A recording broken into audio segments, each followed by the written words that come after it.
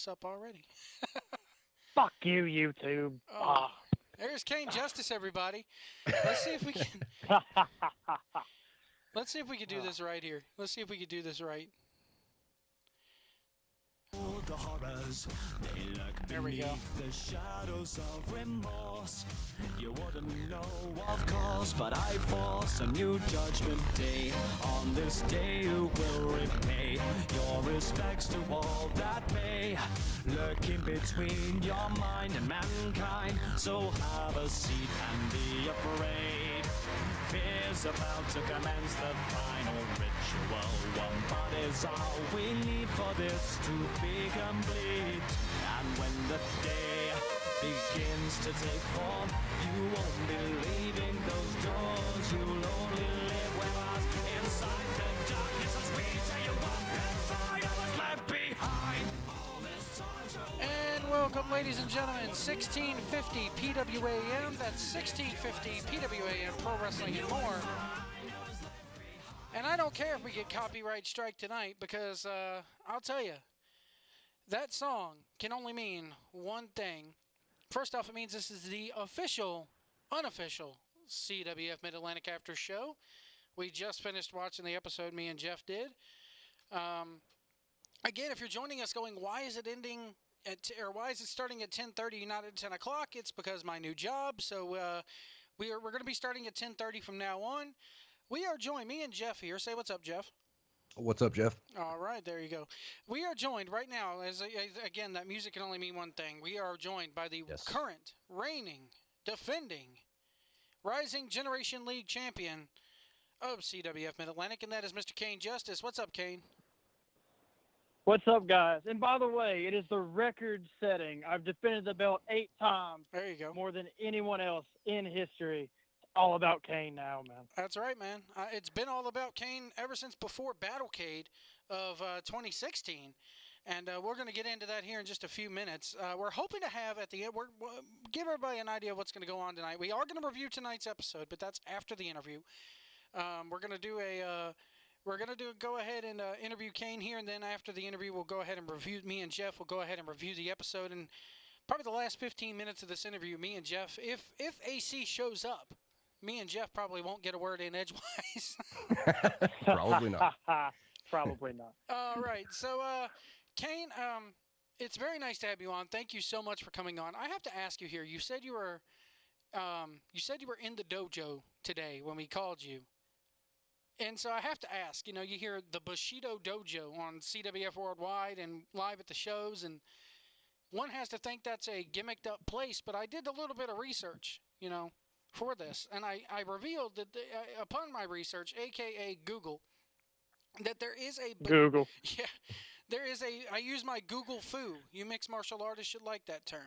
Oh damn. I researched it and I found that there is a Bushido Dojo. It's a judo school in Cary, North Carolina. Could that be the infamous Bushido Dojo that you just came out of? Well, we have multiple locations for Bushido. That's their main location, but we have one here in downtown Burlington where I live. It's kind of like if there was a town for us, because there's nothing here in miles. We're in the city of Burlington. Right. So it's like right down the road from my house. And CWF is 10 minutes down the road. So if I'm not in the CWF dojo, I'm in the judo dojo. Edwards, any opening questions here? I want to make sure you get some in here. Oh, I'm getting in white tonight, believe me. Go ahead. I'm a Caniac tonight. Caniac. Oh, man. I like Are that. we Oh, man. really going to start this? Dude, Oh, God. someone said that in the crowd, Caniac, and I do not know where that came from. Oh, I swear to God. God, if it's my mom that started that shit, I'm going to her house. And why did you do this to me, Mom? Why?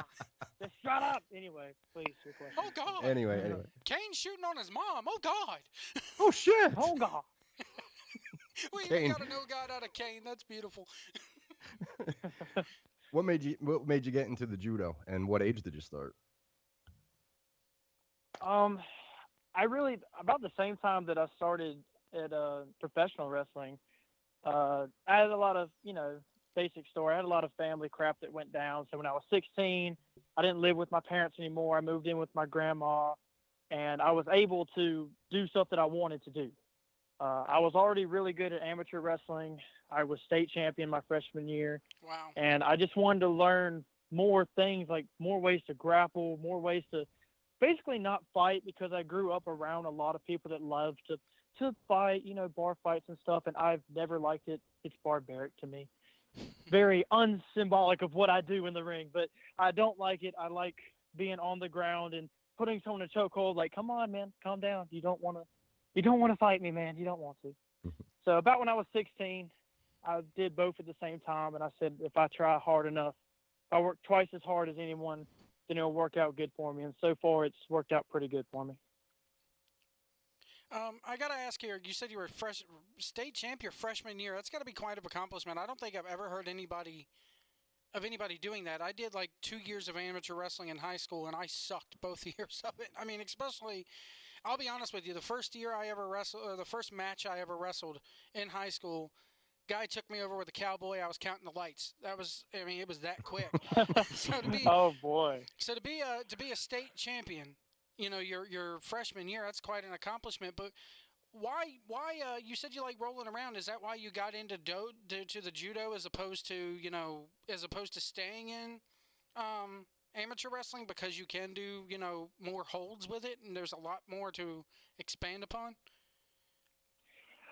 Yeah, I was in judo. There's a lot more of like throws involved. There are some submissions in there, and I mean, I don't know if it's in the practice of judo. Like, I'm not a mark for judo or anything. My sensei just teaches it to me. But he's shown me a lot of stand-up stuff with kicking and stuff. And he has a black belt in jiu-jitsu and a black belt in judo. So he's able to teach me all these things. And I've always been fascinated with, like rolling arm bars and stuff like that. Like, I'm trying to learn something new every day, something I can do, competitively, because I also do judo competitions. Like, it's a real thing. And I want to somehow incorporate what I do in a legit way to CWF, because someone of my size, no one's going to think that this kid can do anything, Right. But if I can do something no one else can do, it adds that, like, a realism to it. Like, he's a kid, but he can also mess you up, kind of thing. Yeah, you're definitely doing things in that ring that I've never seen before, especially, and we'll get to it later. You call him your sensei, very, very proper term there. What does he think about the fact that you do professional wrestling? Because more often than not, people who are into MMA and judo and all that, they look at it as, he just does, it's that fake stuff. So what are the people you train with? Do they know you're a pro wrestler, and what do they think about it? So how it happened was, I went to CWF before I started doing judo with my sensei, and when I started doing judo, really the conversation started, I want to learn how to wrestle more, because, I was getting my ass kicked in the dojo. I mean, I'm getting trained by Trevor Lee, Eric Royal, Andrew Everett. Like, these guys they're whipping my ass, and I need to figure out how to do something to not get killed every day. So, after a while, I got better, and I was like, I kind of want to involve you in what I'm doing. And, like, I didn't get to do anything like that till Battlecade, because he got to come out with me. Jonas, who is one of our students, he got to come with me too. And the kid in the white at Battlecade was actually my brother, who actually does judo with us too. And, he just recently came back in my life, so I wanted him to kind of be with me. And he was very supportive of it. Like, he loves that I'm doing professional wrestling, because he knows it's a dream that I've always wanted to do. But I'm just as committed to Bushido as I am CWF, and I feel that's really a big bullet point for him, that if I just committed all my time to CWF, he'd be like, okay, so I see where you're going, but I do try to bust my ass at each dojo to make sure it keeps it, yeah. The picture that we have with you up here on our screen right here is actually you coming out at Battlecade with your brother and that other guy from the dojo, like you just mentioned, right there in the entranceway. And that was actually going to be one of mine and Jeff's questions, is that a shoot? Was that your shoot sensei? Was that your, shoot trainees? Because here I am thinking, oh, it's pro wrestling. These are probably three guys from the CWF dojo that we just never seen before, so they just throw them in there with gis on. So, I mean, thanks for answering that question for us. No, right. Jeff, anything here? Yeah. On the pro wrestling side, Kane, you're what, 21? Yes, sir. Just turned 21. Just turned 21. Okay, so I'm always interested, especially young guys like yourself. I know it's a lame question, but what got you into pro wrestling? Who was the guy? What was the moment that you saw on TV? What did you see that said, I got to do this? Oh man. So man, I get heat from this a lot from like Grant Sawyer and Brad Stutz because I don't watch a lot of wrestling. I didn't get to as a child. We just didn't have a TV. Like I lived out in the boons on Highway 119. We just didn't have anything, or we couldn't afford anything.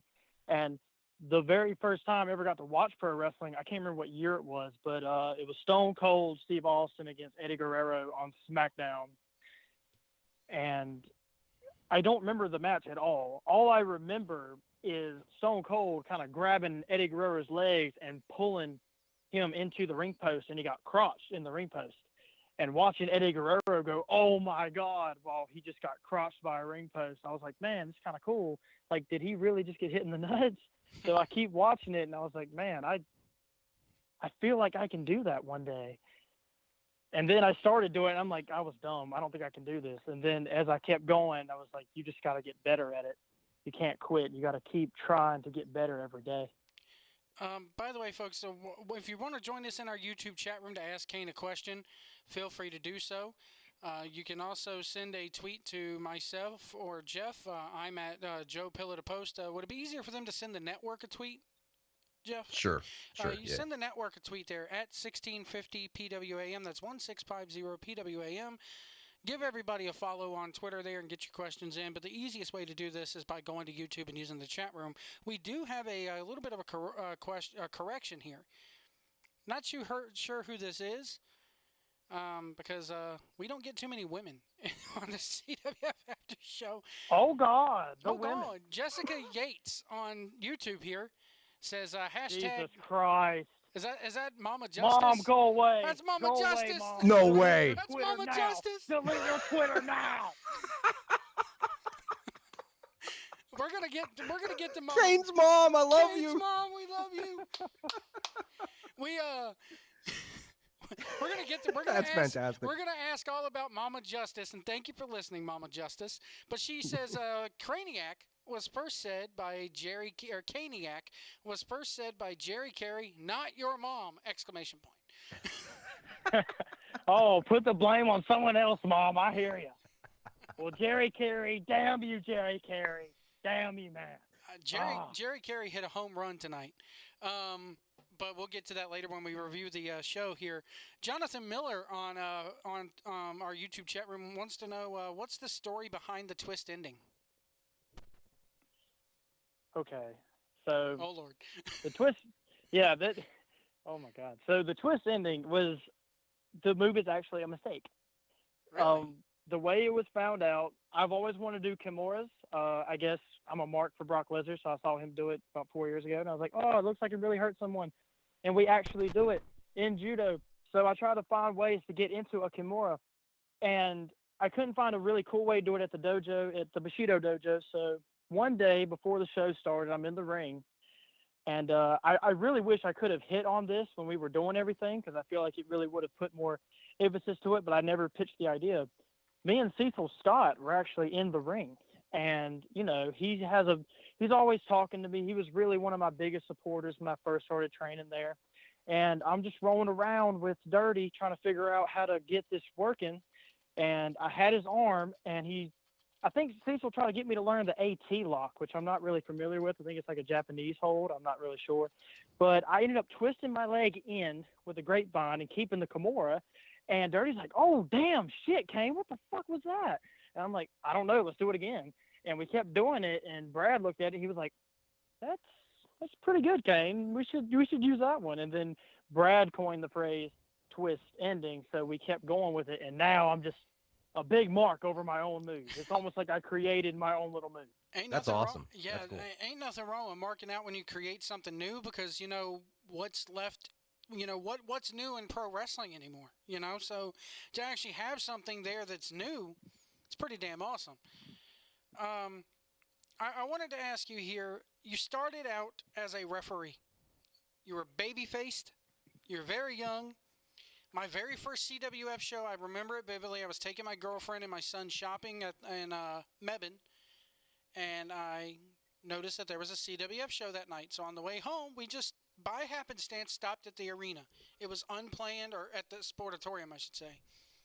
And I was hooked from the very first show. But what stand out to me about my very first show wasn't the wrestling, it was you as a referee, because you were so damn young. I mean, honestly, I was probably 30 at the time, and because it's been a couple years ago, and I remember Bruce Mitchell of the Torch sitting in front of me on the bleachers, and I knew who Bruce was, but I was like, I wasn't going to call attention to it, but I was like, I'm going to get Bruce to pop here, so I just started making fun of you. I was like, oh man, Yeah, I think I remember you, or at like, least I remember Bruce, that freaking guy.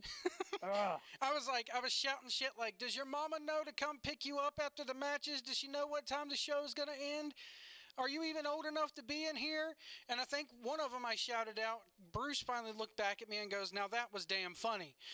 So I actually got a pop You out. asshole. I went home thinking everyone thinks I'm a kid. I'm never going to be taken seriously out here. It's your fault, man. You're the reason I beat people up every night now. Thanks so much. Hey, I'll gladly take responsibility for, hey, look what I created, people. You like that? Anyway, but I mean, I got to ask you, how did the change in the look come about? You grew the damn beard in. You got 2 years older. I mean, it's just, it marvels me, because if people go back and watch early episodes of Worldwide, when I saw you wrestle, when I finally got a chance to saw you wrestle, because I saw you as a referee for about a year, and then I had to take about an 8-month-long break from going to CWF shows. And then just before Battlecade last year, I saw you, I started seeing you, and I'm just like, who is this? Who is this? And then finally I nudge my girlfriend as you're wrestling, and I look at her and go, think of what he looks like without the beard. And she looked at me and she goes, oh my God, is that the referee that we were picking on? I was like, because me and her talked about you all the whole ride home that night. We were like, God, he's so young. He doesn't look like he's old enough to be there, But I saw you wrestle, and I saw you with the beard, and I was like, holy shit, did I get proven wrong? So can you talk about your transition as from a referee into a babyface? Because you were actually a pretty damn good referee too. That was like I was refereed for a freaking long time. God, I can't remember. It feels like it was so long ago, but a whole beard ago. God, but like I always just wanted to be in the ring. Like I tried when I first started training. I tried so many things to help CWF. Like, yeah, I got to learn how to bump. I got to learn how to be in the ring, but you also got to think of the show like as a product. Like, what can you do to help the show? And like, I tried music, running the music while they come out. I tried being the cameraman, and Grant said, you'll never be a cameraman again, Kane. Like, you suck. Like, couldn't use any of my cuts. I was goddamn awesome. Grant listens on a regular basis, right? Oh, good. Well, Grant, I'll promise I'll never do it again. But a referee was really cool for me, because like a lot of people don't really see it this way, but I thought it was so important to be a referee, because like, if someone's injured and they're in the corner and they're trying to, my neck hurts, this is an important part of the story. The ref can help elevate that story, explain that story. Like, hey, we may actually have to stop this. His neck's hurting. And then when he fires back, it's such a bigger deal, because the official in the match thought it was going to be a problem. And I was a ref for, God, years, man. I've seen so many people, and the whole time I'm in that ring, I don't know if you ever watched me when I ref, but like I'm moving my shoulders. Like when they go to hit the guy, it's like I'm going to hit the guy too. Like I'm learning. It's like shadow learning. If you've ever seen that ninjutsu crap, like I was trying to learn every chance I got. And, one, just being a ref, I got to be under a hood for a while, and that helped get me comfortable being in the ring. And then at the Rumble, they told me, hey, we're going to go ahead and let you go out there and be you tonight. Like, this is your debut here in the Rumble. And like everything that I learned, everything just came to me at one time. And man, I will relive that moment at the Rumble my entire life. Like as soon as I came, the entire crowd just burst, because it's a very home crowd to me. I know I can almost name every person in the crowd. And if I can't, I will by the end of the night. Like, I do try to be interactive with the crowd, even as a heel. You know, like, for the show, I'm going to tell you fuck off. And then after the show, I'm outside steaming, you know, and everyone's saying, good job tonight. Good job. I'm like, yeah, get safe, be home, you know, all that good stuff. And yeah, it's important to engage the crowd. And that I learned that through being a referee. I learned that through being under the hood. I learned that through everything, man. And it's important, man. I'll tell you, we did a video here on the channel where I watched the old MTV. Golly, this may have been before you were born, Kane. I'm old. Thank you. Everything is. Damn. But I was watching the MTV episode called True Life. I'm a pro wrestler, and they followed, one of the things that they did was follow Les Thatcher. And as far as refereeing goes, the referee is probably right there with the wrestlers as far as, you know, it's equal to me. It always has been, as far as, you know, who's more important in the ring. They're all equal. Anybody who's in that ring is equal as far as, you know, the flow of the match and everything. But Les was telling one of his trainees in this segment on this TV show, you know, when you're in the corner and you're hitting the guy, you know, you listen to the referee's count, because that count and the referee's count and his cadence dictates that spot and how that spot goes between the face and the heel. So I definitely get your point there about the referee is probably, to me, one of the most important people on the show. Jeff, I'll hand it over to you here. Today, Kane, I was doing some homework on you, and I watched your match from, I believe it was February, with Dominic. And as wrestling fans, we look at two guys getting in the ring, and, you know, if you have lights out chemistry with somebody, as a fan, we look at it and we kind of mark out over it. So I'm watching this match. I'm watching you and Dominic, and earlier you said you're trying to do different things with your judo background, and, you know, you're doing these, you know, leg lock, hammer locks, you know, you guys are exchanging back and forth, and I'm watching this and I'm going, holy shit, these guys are, you know, barely in the business here, you know, and it's mind-blowing when you see that chemistry happen. So my question to you is, how important is it, or is it just from a fan's perspective, we're looking at this and we don't realize that Kane can go with anybody? You know, if that question makes sense.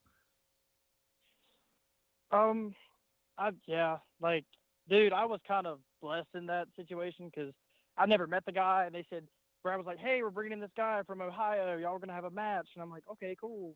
And I met him, and he's the nicest guy. Like, you know, I hear from the Gargano school. He's been traveling around a bit. He's not too far in the business either. I was like, okay, cool. And he was just so nice, man. Like, you know, what do you want to do? You know, do you want to do this? And, like, he would listen to me. And, dude, it felt so fresh to me because, like, shooting, like, that's what I do, man. I shoot, I wrestle. Mm-hmm. Yep. Like, we do that a lot in the CWF dojo as well. And, like, we just got to go out there and do it, man. Like, you know, we hit some pro wrestling-ish spots in there too, but the whole thing was just us going back and forth. And sometimes he wouldn't let me go. He's like, nope, you got to get out. And then I got him, and I said, nope, you got to get out.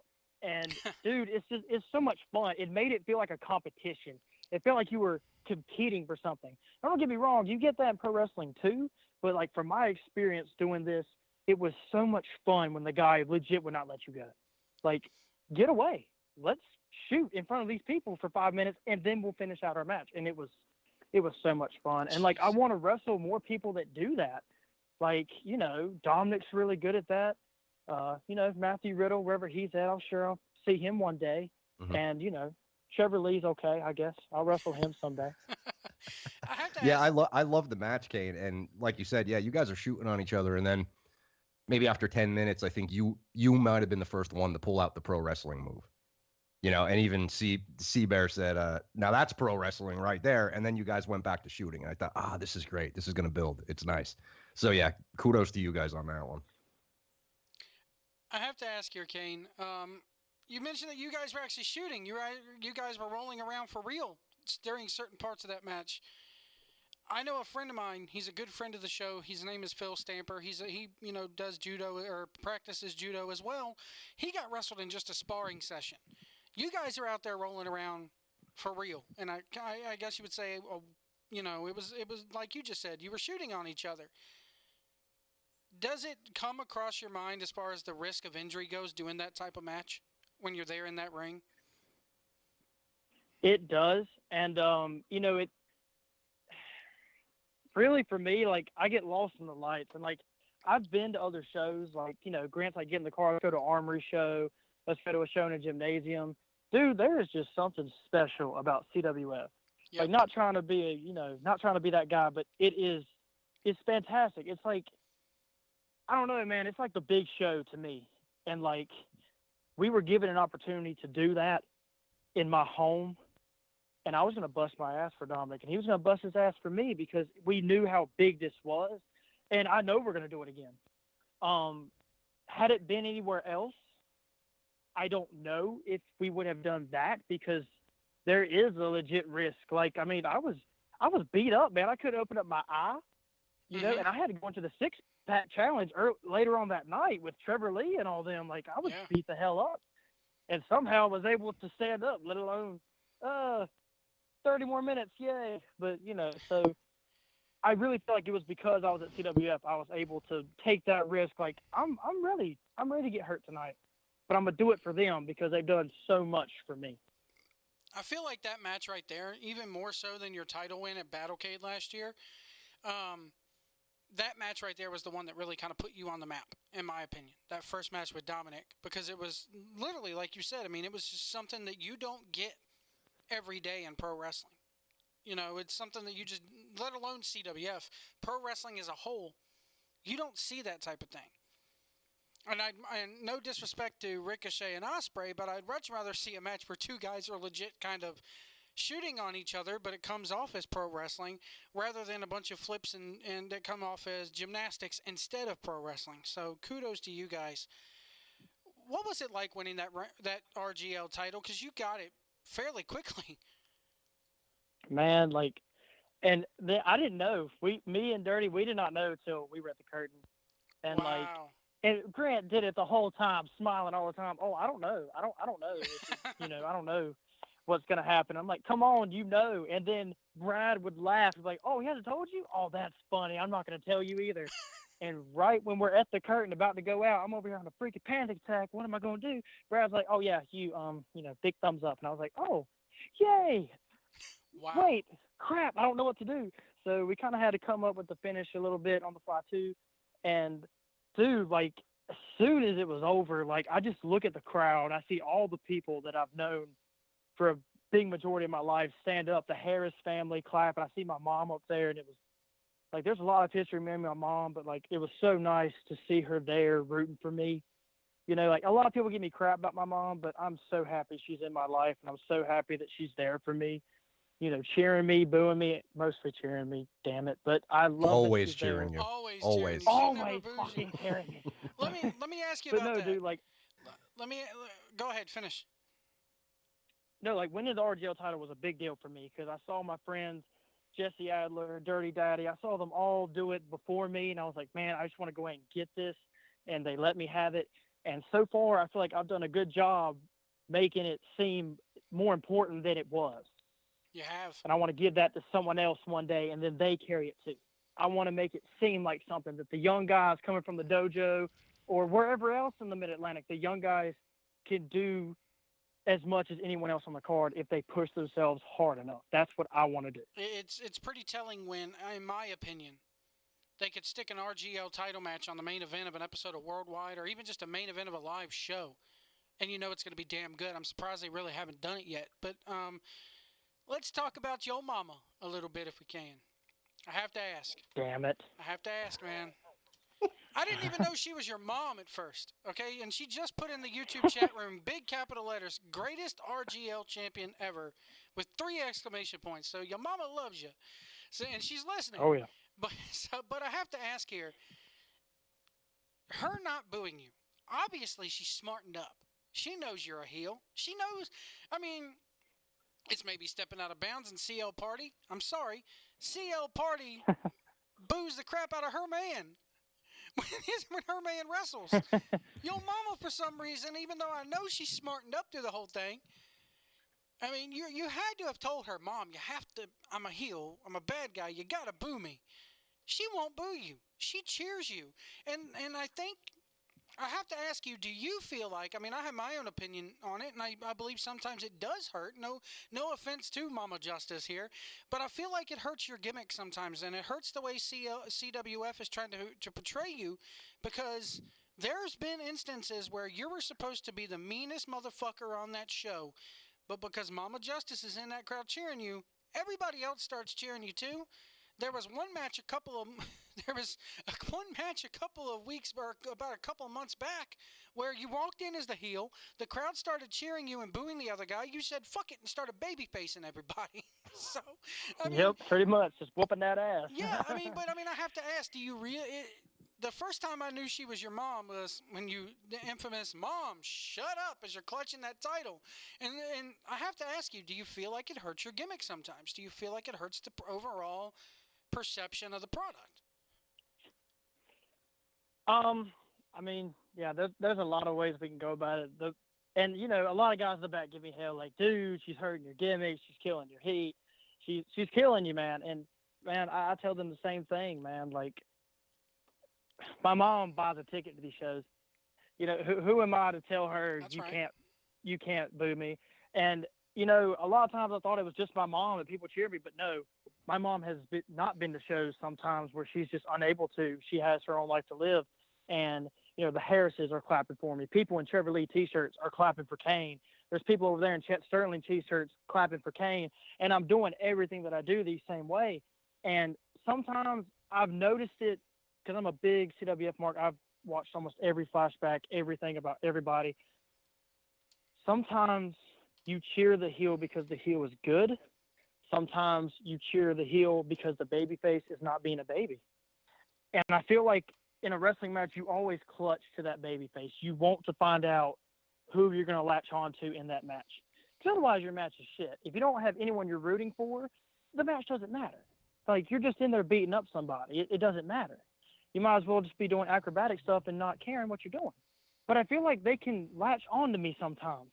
Now, when I'm in there with someone like Chet Sterling or Smith Garrett or Trevor Lee, like, they're going to clutch on to those guys because they obviously have that following. And then it's more obvious who the heel is.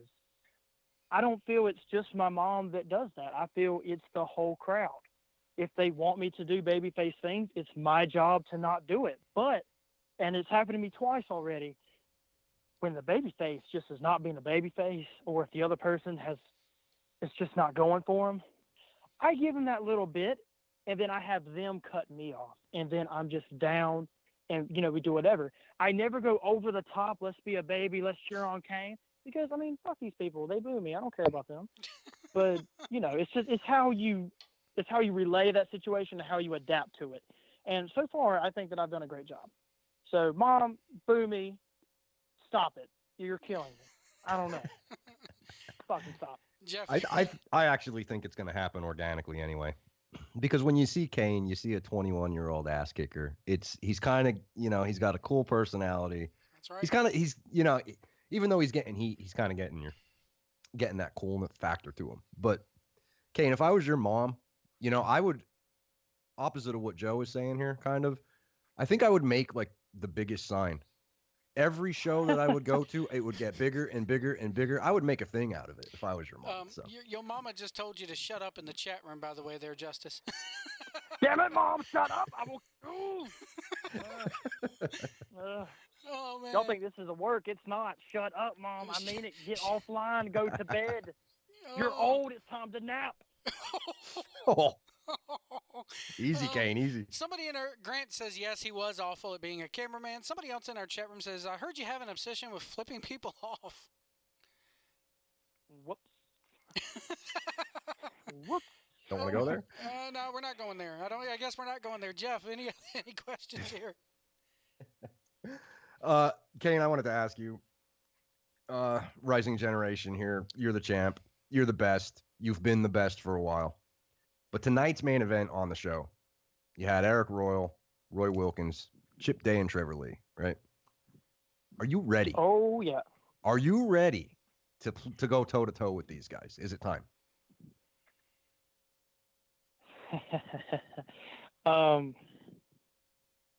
We will definitely find out when the time comes if I'm ready now. I can tell you that, yes, I'm ready to go 30, 45 minutes, an hour with these guys who've done it more than once.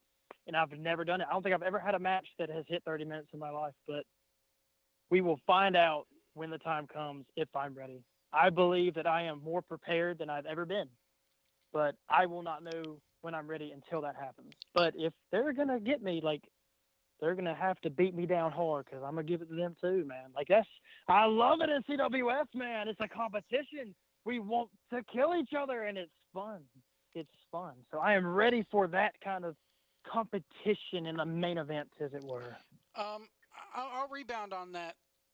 And that they've been putting you outside of that RGL bubble. I mean, you still hold the RGL championship, the Rising Generation League championship, but starting to put you outside that bubble.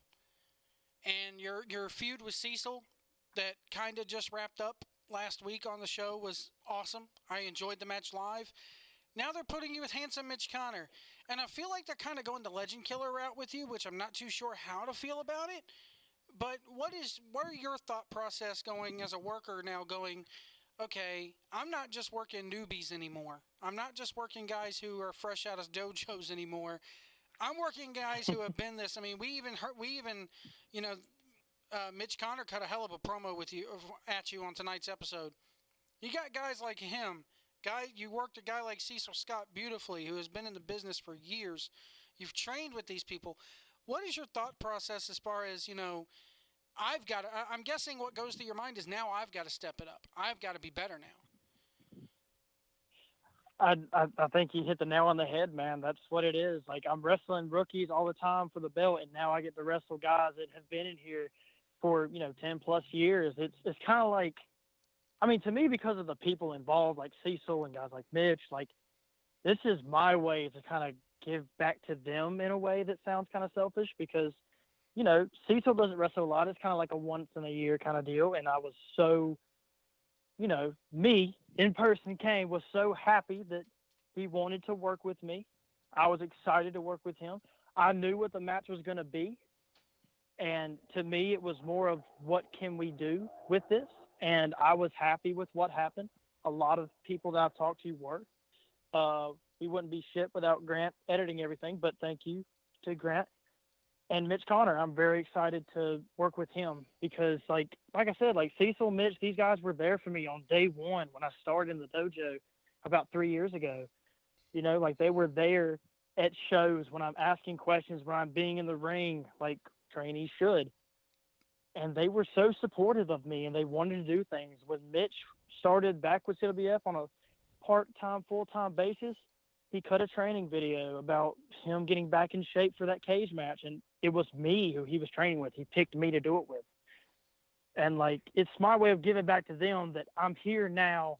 I want to give y'all the best I can give you. And, it says a lot about the reputation that I'm building, that these guys are willing to work me. Like, most veterans be like, oh, no, he's just a kid. He don't know what he's doing yet. But these guys are taking a chance on me. And I'm hoping that I pass their test so that I've wrestled the rookies, I've wrestled the veterans. Soon I'll be wrestling the prime talent. I think another thing that makes this so good is, I'm going to put him over here, is Brad Stutz' booking. Brad, they realize that they've got a real hot commodity on their hands. There's a dated reference for you, folks. But they got a real hot piece of talent on their hands, and they need to start pushing him a little bit. And the fact that they're pushing you slowly but surely, for me, it's happening at the right time. It's just, I think if they would have waited on it and had you keep working, dojo talent and RGL talent, that you weren't never really, the feeling would be that you were never really going to get out of that bubble. So it's nice to see you, I wouldn't say finally get out of the bubble because they're doing it at just the right time. Jeff, anything else here for Kane? I actually wanted to switch gears for a second, if I may. Go ahead. Obviously, Kane, great in the ring, great on the mic. Also great on Twitter. Yes. I don't know if you noticed, White, but oh, yeah. Wah ha ha. Ha. Do you have a beef going on with Johnny P, John Philip Havage? Oh, I saw that. I saw that today. Oh, that bastard. He's Johnny P. He's a friend of the show. Good. Him and AC can come get some. Oh, shit. Oh. AC's in our chat room, so that may give him. We may have to go ahead and put him in here. We may have to go. Anything else for him? I want to get the interview. I want to make sure we get all our questions here. But Edwards, anything else here? Well, I'll end on this note. The whole AC thing, Kane. This goes back to the '80s show. I believe it was the main event show CWF did. Or no, it was the '80s. The '80s. You happened to decide to, I guess it was your decision to come out to the best around from the Karate Kid. Yeah. I Yeah. know where this is going. Okay. Yeah. For those that don't know, there is a wrestler in Ring of Honor who started in Northeast Wrestling, who AC is a huge fan of, TK O'Ryan, who used to use that song. Still does, apparently, I guess, on the indies. So my question to Kane, before we get AC on here, did you do anything wrong? Did you do AC wrong here by using his favorite wrestler's theme? Or is it all fair game? What's your take on it? Okay, I'm about to switch gears here too. If anyone wants to debate that I'm not the best around, they may come to the CWF Mid-Atlantic Sportatorium and they can get in the ring and they can prove to me that I am not what I claim to be. If anyone has a problem, you know where to find me. I think that was. I want to hear what AC has to say though so bad. Where are you at, AC? Hold on, we'll get him on here in a second. But go ahead, Jeff. Go ahead. Now, is that an open invitation, Kane? Because right now TK unfortunately has a broken leg, who is apparently not healing quite well right now. But, I mean, would you be willing to go to the Northeast? Would you have him come to the Sportatorium? Does it matter to you? What do you think? I think it is kind of time that Kane Justice gets away from North Carolina for a little bit. Stretch his legs, man. But, I mean, whenever he's feeling ready, I mean, we can do that. But I was wanting to kick AC's ass. I thought he was going to get in the ring. But, you know, TK, we can talk about that. You know. Okay. I honestly feel like that match, because of me being a guy who, you know, Northeast Wrestling doesn't broadcast all their stuff out there like CWF does for the world to see, or at least you got to pay for it on their end. I'd like to see it go down in the Sportatorium, but the problem is, I think it maybe needed to be held on like neutral ground or something, because if it happens up in the Northeast, TK's the baby face. If it happens down here, TK's the heel. So it doesn't. Yeah, that's true. Yeah. That's. I mean, I think it maybe needs to happen on neutral ground. Like, have PWG book it or something. I don't know. But let's. I am texting AC right now, and I'm telling him if he's feeling froggy, come on. I'm gonna go in. Well, I have to add him because of the fact that if he tries to call, it's gonna put us all on hold, and I don't want that to happen. Okay. Hang on. I have to ask you here one final question here for you, Kane, before we get AC on here. Your theme song that we played at the top of the show. Did you choose that? And did you have any idea that it was associated with the Five Nights at Freddy's video game? Yes, I did. I'm actually a big fan of theirs. I supported them on Kickstarter. Really? I actually know DA Games, and I asked permission. Can I use the song? He's like, yeah. And it actually fits for me because my whole thing is, you know, I watched Jesse Adler go through. I watched Dirty Daddy go through. Snooty Fox. I'm watching all these young guys be put on a damn pedestal before me, and I just can't get up there. I was left behind by the trainers of the dojo, so I had to go to another dojo and bust my ass. And now I'm the Rising Generation League champion, and you should never leave someone behind. It's basically the point of it all. It's a good song. Good. There's video a thought game. process to everything. Are you an avid gamer, or do you not touch video games? Very avid, very avid. I'm actually studying to be a game designer. That's what I want to do. Oh, there you go. Oh, cool. We do video game Let's Plays here on the channel. I'm actually playing StarCraft right now, which is very old, but I still love it.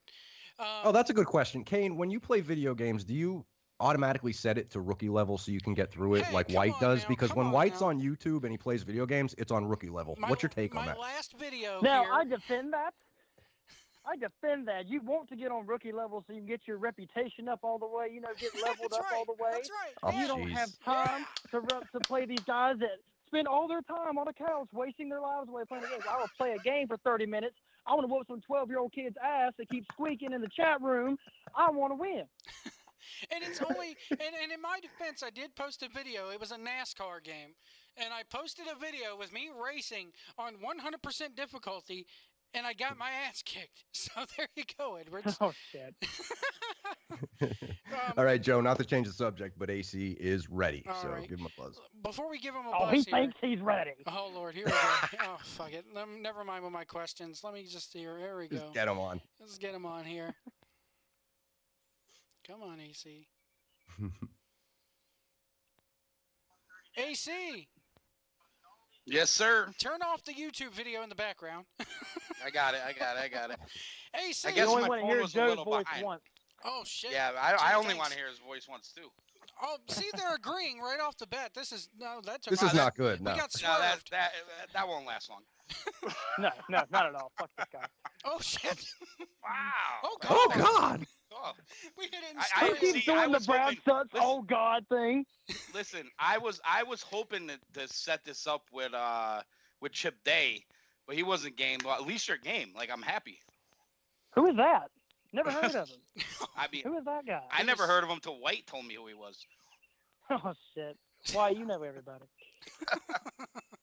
So AC Yeah. was the one that kind of like I guess Kane. You feel like Kane has committed theme song injustice, as it were, by using that You song. want to know what? It's kind of funny. Like, I remember that whole situation. I didn't even put two and two together till afterwards. To be honest with you. Really. I think I was the one that told you about it, and like me and Edwards, I told Edwards, I was like, Kane came out to "You're the Best Around" on that show, and he's like, "Oh shit, don't tell AC." And then on the air, I just happened to mention it, and Edwards. No, was I like, mean when "Oh, when did he it." when he sent the tweet that you tagged me in, which I don't even know if it was meant for me. I didn't put two and two together right away. It took me a minute. You know, Yeah. sometimes I'm a little slow. So White, this is your fault. You Maybe. started all this. It could be. See, I'm the innocent victim in all this. See, you see what I mean? I doubt that. He was never the innocent victim. See, I'm getting All right, swerved so already. anyway, well, the best around stuff, like, that was obviously fun, but did we get a background here of what we talked about last week, or are we going at this blind? I mean, but well, why don't you fill Kane in? No, I didn't give any background about next week. I don't even remember last week, to be honest with you. I'm lucky if I can Right. remember my name half the time. Come on, kid, tell Kane a story. Oh shit. Okay. Well, I just asked White a couple of innocent questions, and he thought I was calling you out. So I asked you- just asked him if they had a weight room at the Sportatorium down there, and he basically decided to tweet you. Man, the shots you're firing shots at a shooter, brother. You're gonna get killed. Come on. Hey, listen, come at me, bro. I'm ready. Come at me, bro. Oh. I'm in the Northeast. You know how we are. I don't know. Maybe you don't. I don't. Have All you, Southern hospitality down here, brother. have you wrestled? Have you ever wrestled? I mean, I know you've wrestled matches outside of CWF, but that begs the question, Kane. Where's the farthest you ever traveled to work a match? To work a match? I mean, it'll probably be this weekend when I go to Indiana. Oh Lord, that's quite a drive. I think that's it. Yeah, 10.5 hours of Brad Stutz going, "Oh God," and I Oh, get to God. hear you guys do it on here. Do it, Edwards. Thank God. Oh God. Oh God. Oh, God. My favorite. Stop it, God. my- I'm gonna throw my phone favorite- at Well, the wall. let me ask you this. You aside from wrestling, you obviously practice judo. Yup. Okay. Is that your only martial art? Or are you training in mixed martial arts on the side, or is that like your It's a good is question. that your deal? I don't think I'm a valid student for anything. Like I practiced judo with my sensei. I practiced jiu-jitsu. I did karate when I was 8. I guess that counts. And I was always a great amateur Well, wrestler. karate doesn't count, but I'll give you jiu-jitsu. It does. If I chop you in the head, you die. That counts. Well, you That say counts. wait, no. Here's the deal. You said you were gonna kick my ass, so I'm trying to get your background, so I know what to prepare for. Here, this is how you prepare. You bring a gun. Oh, That is shit. how you prepare for Kane. All right, now AC is no Jim Cornette. We got to leave the guns out of this. No, I mean no. I was just wondering because I obviously I would never claim to be a pro wrestler because I'm not. I've never trained in pro wrestling. I have been to pro wrestling schools and seen training and been involved at the lowest levels or whatever. But if they didn't tell you, my background is more MMA, boxing, combat sports, blah blah blah. That's the only reason I'm asking. That's a lot of punching people in the face, man. You're gonna break a knuckle. You're gonna break your tooth. That's just barbaric, man. Why do we gotta do that? I mean, just listen. Teddy Atlas called Conor McGregor a caveman this week, so I mean, well, maybe I'm one of them. I mean, dude, I just want to hug you on the ground for a minute till you pass out. I don't got time for this fighting. But I know, but you got to get me there first, though. I mean, I'll just run away, get a gun. All right, we got a question in our chat room that's unrelated here. We got it a little while back, but I have to ask it because we like to ask all questions, no matter how crazy they may be and unrelated to the situation they may be. Oh God! Oh God! Jonathan Miller wants to know: did you watch Money in the Bank, and what are your thoughts on that finish with the women's Money in the Bank match? Well, we'll switch gears. Yeah. Wait, are they asking me? Yeah, they're asking you. You're the well, guest. we already know White's sexist view on it, so let's get yours. I mean, yay, James Ellsworth won, I guess. I don't know. It sucks. What do you want me to say? It was fucking awful. They'll have to redo it next week. Oh, come on. Oh, wait, they are. Okay. It's pro wrestling. Whether it's the first or the 50th match, it's pro wrestling. They give you a classic WWE sports entertainment / pro wrestling finish. I'm sorry, it doesn't matter. Yeah. I'm very young in this, so I don't know a lot about, what you should do. I'm by no means a booker. It just felt flat.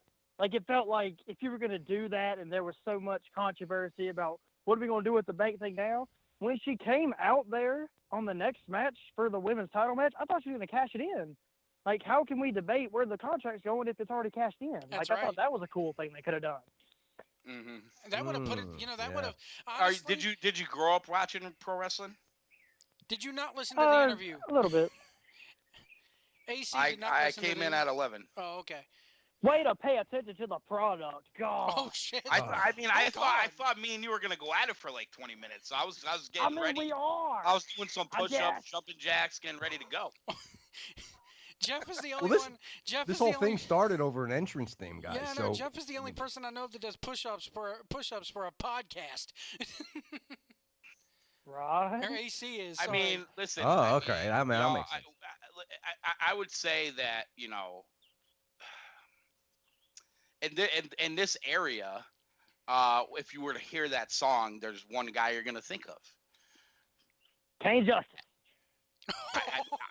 I love to tell you that, bro, but I don't think anybody up here knows who you are. And I understand maybe you don't know what TK is, and that's fine. Nobody down here knows that who was TK really my is, point. though. That's just it, man. It's that's where I think that I thought that was like a joke. Like, no, nobody in that Kane knows half the people in that sportatorium right now probably don't even watch the YouTube show on a regular basis. Am I right?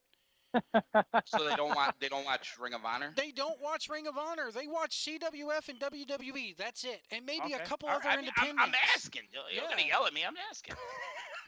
I feel like I should probably watch Ring of Honor at some point. Damn, I feel young. Fuck. Well, I mean, if it I would say this. Most of the guys that from my area up here, North Connecticut, New York, New Jersey, Massachusetts, whatever. Ew. They watch everything. Oh man, it's a lot of time. It is a lot of time. It's a lot of time sitting on your butt watching the TV. Well, I mean.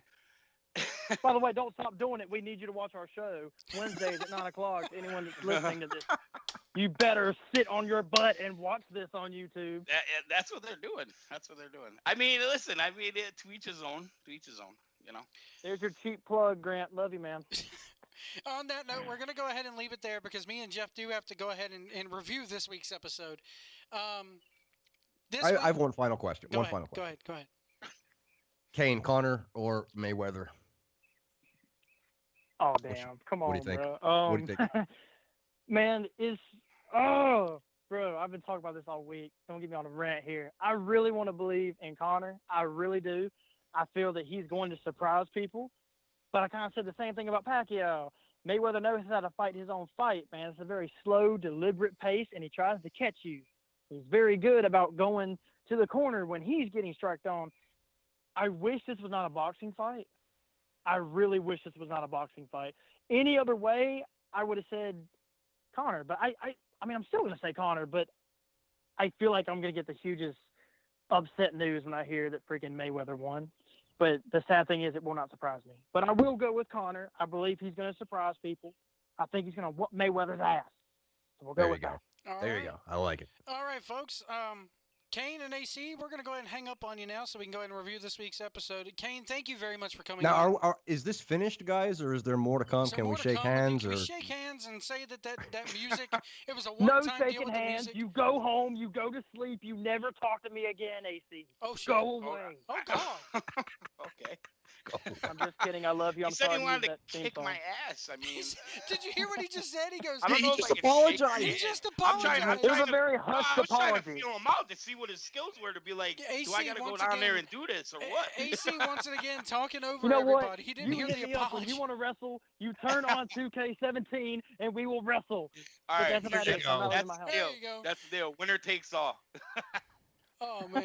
Thank y'all for having me. I really appreciate it. Absolute All right, justice brother. is Thanks, this. Kane. Thank you, AC. Thank you. All right, folks. Absolute justice is this weekend. Kane, thanks so much again for coming on. Yep, y'all have a blessed night. You too. Bye-bye. Thank you. And that was Kane Justice and our very own AC. Again, Absolute Justice is this weekend. Kane Justice takes on. Thanks for supporting. No problem, Mama Justice. We will always support CWF here. At least I will. Oh, yes. Absolutely. So Absolute Justice is this weekend. We'll run down the card for you at the end of tonight's review for the episode. But Kane Justice is in a, I guess you would call it a grudge match with Handsome Mitch Connor. We'll get to that and more here on this episode here. So we had episode number 110, and this is Continuing Madness in Any Direction. And Edwards, Yeah. we started off with your guy, man. Snooty. Yeah, no. Oh. No, wrong episode. What episode are you watching? No. He was there. He was there. He was on this episode, but I just swerved you, White. That was he a swerve. did. It was a swerve. Well, speaking of swerves, hold on. Before we get into tonight's episode, I have this pulled up on my screen. Okay. And I told you about this before we go on the air, but I got to mention this now. We were talking about Kane's like, you bring a gun, and I was like, oh no, oh God, you don't want to be Jim Cornette. Oh shit. CWF needs a T-shirt with Brad Stutz doing the Jim Cornette face with just "Oh God" in big letters underneath of it. That's a T-shirt idea, folks. I would buy that and wear it proudly. Oh yeah. I would buy that. Stutzy, if you're listening, I would buy the Stutzy T-shirt. Or Grant, get a message to Stutzy. We need a Stutzy face in black and white with just "Oh God" on the back of it, or even "Oh shit" with a asterisk in the exclamation point. You know. Yes. But speaking of shooting and "Oh God," your boy Vince Russo, Yeah. and Jim Cornette have been continuing their 100-year feud. Okay. Mm-hmm. Jim Cornette just posted something a little while ago on Twitter. Sawyer says he completely agrees about the T-shirt idea. But Cornette posted something on his Twitter, and I guess this is a shoot because it looks legit. Okay. It says filed June 16th in the state of Indiana. Has a legit case number on here. Okay. Petitioner Vincent Russo responded James Cornette. Petition for an ordering for protection and request for hearing. And Russo has filed a restraining order against Jim Cornette. Has a checkbox here. It says, I'm filing this petition for myself. A is I am or have been victim of domestic or family violence. B is I have been or a victim of sex offenses. And C, I am or have been a victim of stalking. He checked option C. So apparently Cornette is stalking Vince Russo. First off, I don't know if that's legit. 16th, that was 5 days ago, White. Does the mail work that fast? Dude, it's not by mail. It's by, when you file a court order like this, I know because I just had one with my ex-wife, delivered at my door from the state of Minnesota, and it did not get here till the day of the hearing. It took like 4 or 5 days and how this works is, Cornette lives in Kentucky, Russo lives in Indiana. Okay. What happens is when he files this thing in Indiana, the people in Indiana have to mail a copy of this over to whatever county sheriff department is in Kentucky, and then the Commonwealth of Kentucky has to send sheriffs out to Cornette's home. So if he filed this on the 16th Friday, you know the sheriff ain't working on weekends, the mail ain't working on Sunday, so it makes sense that he would get this at his door today. So Well, I don't even know. I know Cornette Grant challenged says him to a. Grant says it's legit. This is I know stupid. Cornette challenged him to a fight. No guns, no knives. Yeah, he said no guns, no knives, $5,000, and if you think you can take it from me, go ahead. No cameras, no nothing. Mm-hmm. And Russo is like apologizing on his YouTube page, and then No, he's not. Well, he is, but he isn't. You know.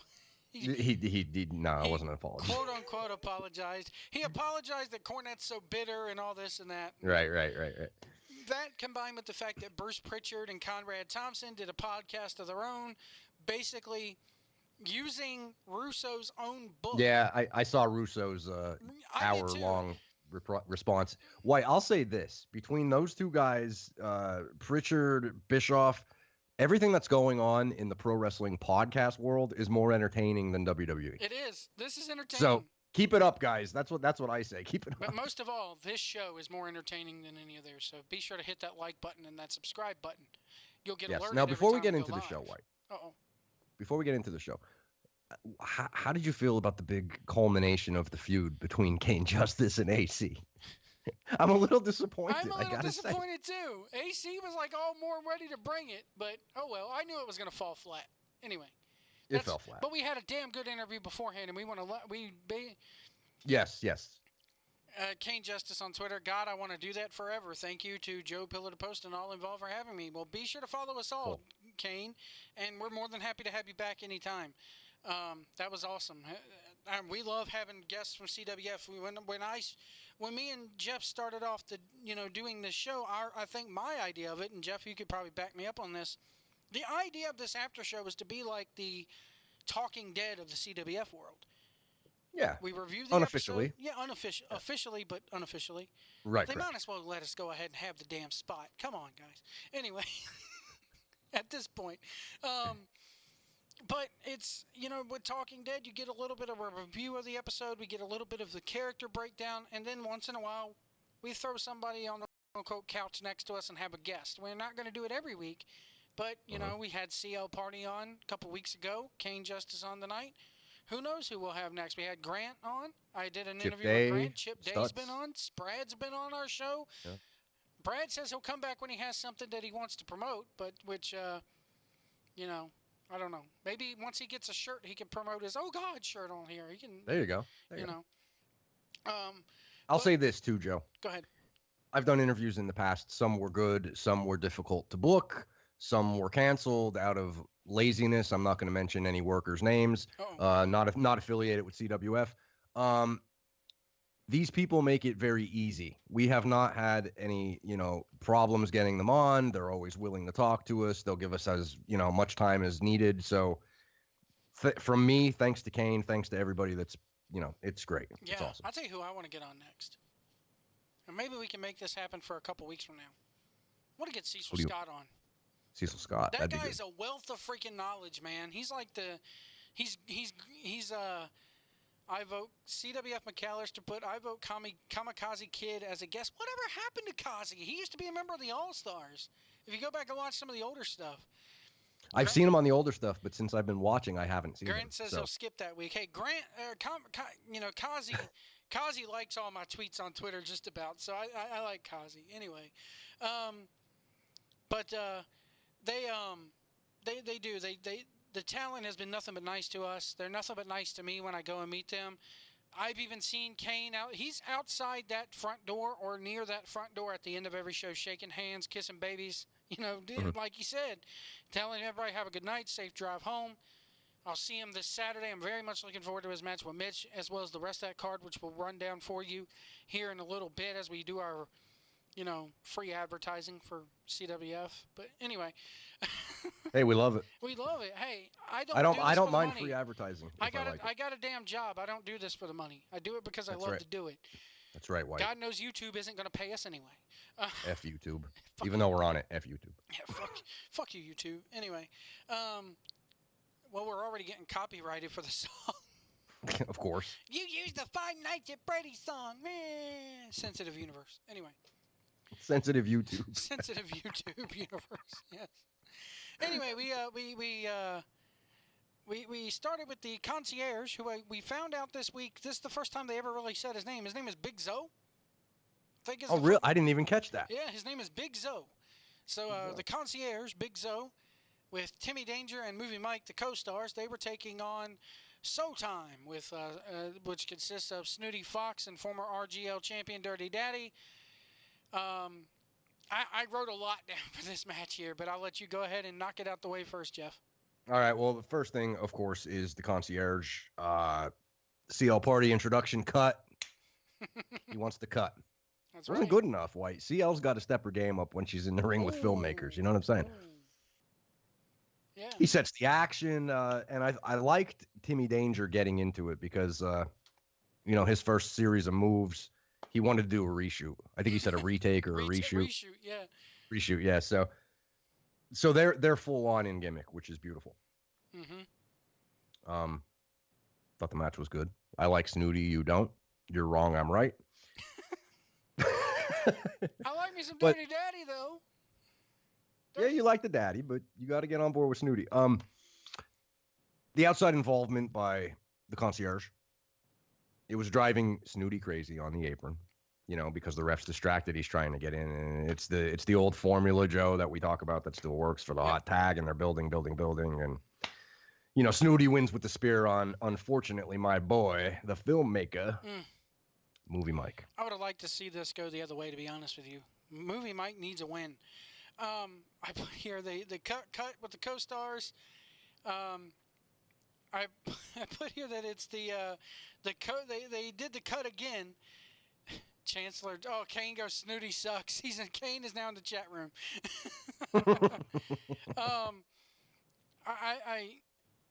Jason Wisman says, I'm going to key your car. I don't know who that is. Don't come key my car.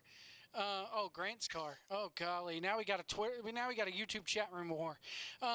Getting back to the match here. Oh God! Oh God! Type that in the chat room. Anyway, the show's off the rails, White. I love it. It's chaos. So they put the co-stars. It's the summer blockbuster. So they had to redo that twice. Danger was like, she had to re-announce it. Danger was like, she had to redo it. Danger was like, quiet on the set. I like that. Yeah. Cecil says he's got the bootleg version of the next screener. And Stutz goes, that'll get you heat with Disney. Cecil goes, are they watching? They're so good. They're so good. They reminded us again, of the tag titles being taken away from the Sandwich Squad, being won by the Dawsons. Oh God, Kane. He goes, I demand to be co-host with my own channel. Shoots confirmed. So there's no rematch clause. They're reminding you that again. That now the Sandwich Squad, I guess, falls in the back of the line. There was a big bulldog by Fox. I wrote that down here. I really like that bulldog by him, but to me, it's just not enough. The catching the illegal man, making the cover, the good job by this referee making them know that, because it could be very. I'm guessing it's hard for wrestlers in a tag match to know who's legal and who's not, especially when you got a big schmoz going on. Mm-hmm. I know that if I'm in there, I'm worried about what spot I'm doing next with who. Let alone, hey, am I the legal guy or not? That shit is easy to forget. So that's what, again, the referee paying a good close attention as to what's going on so that it all makes sense, because fans like us will catch that shit, Yes, I have that. I actually have it written down in the main event that the officials will not count an illegal man, and it's beautiful. Mm-hmm. It's beautiful. I love this commentary. The whole show had damn good commentary here, and I wrote down a lot of the stuff I'm going to be, that I wrote down was commentary stuff. Mm-hmm. Did you know, Jeff, that Dirty Daddy And one of the Poffos once had a best of 37 series back in ICW. I was like, best of 37 series. It's awesome. I love that they explained this whole thing. Mm-hmm. You know, he had to start over. He had to start over because he slept with a promoter's wife in the Pacific He was Northwest. blackballed and had to He's start over. blackballed. It's fantastic. I often joke with Dirty Daddy on Twitter, and he's even liked a couple of the tweets. I always joke that Dirty Daddy has been kicked out of more Waffle Houses than any other pro wrestler on earth. Big slaps by Dirty Daddy. The concierge getting involved a lot here, and I put here, CWF makes managers matter. We always talk about managers. We saw it on Sunday with a manager getting involved.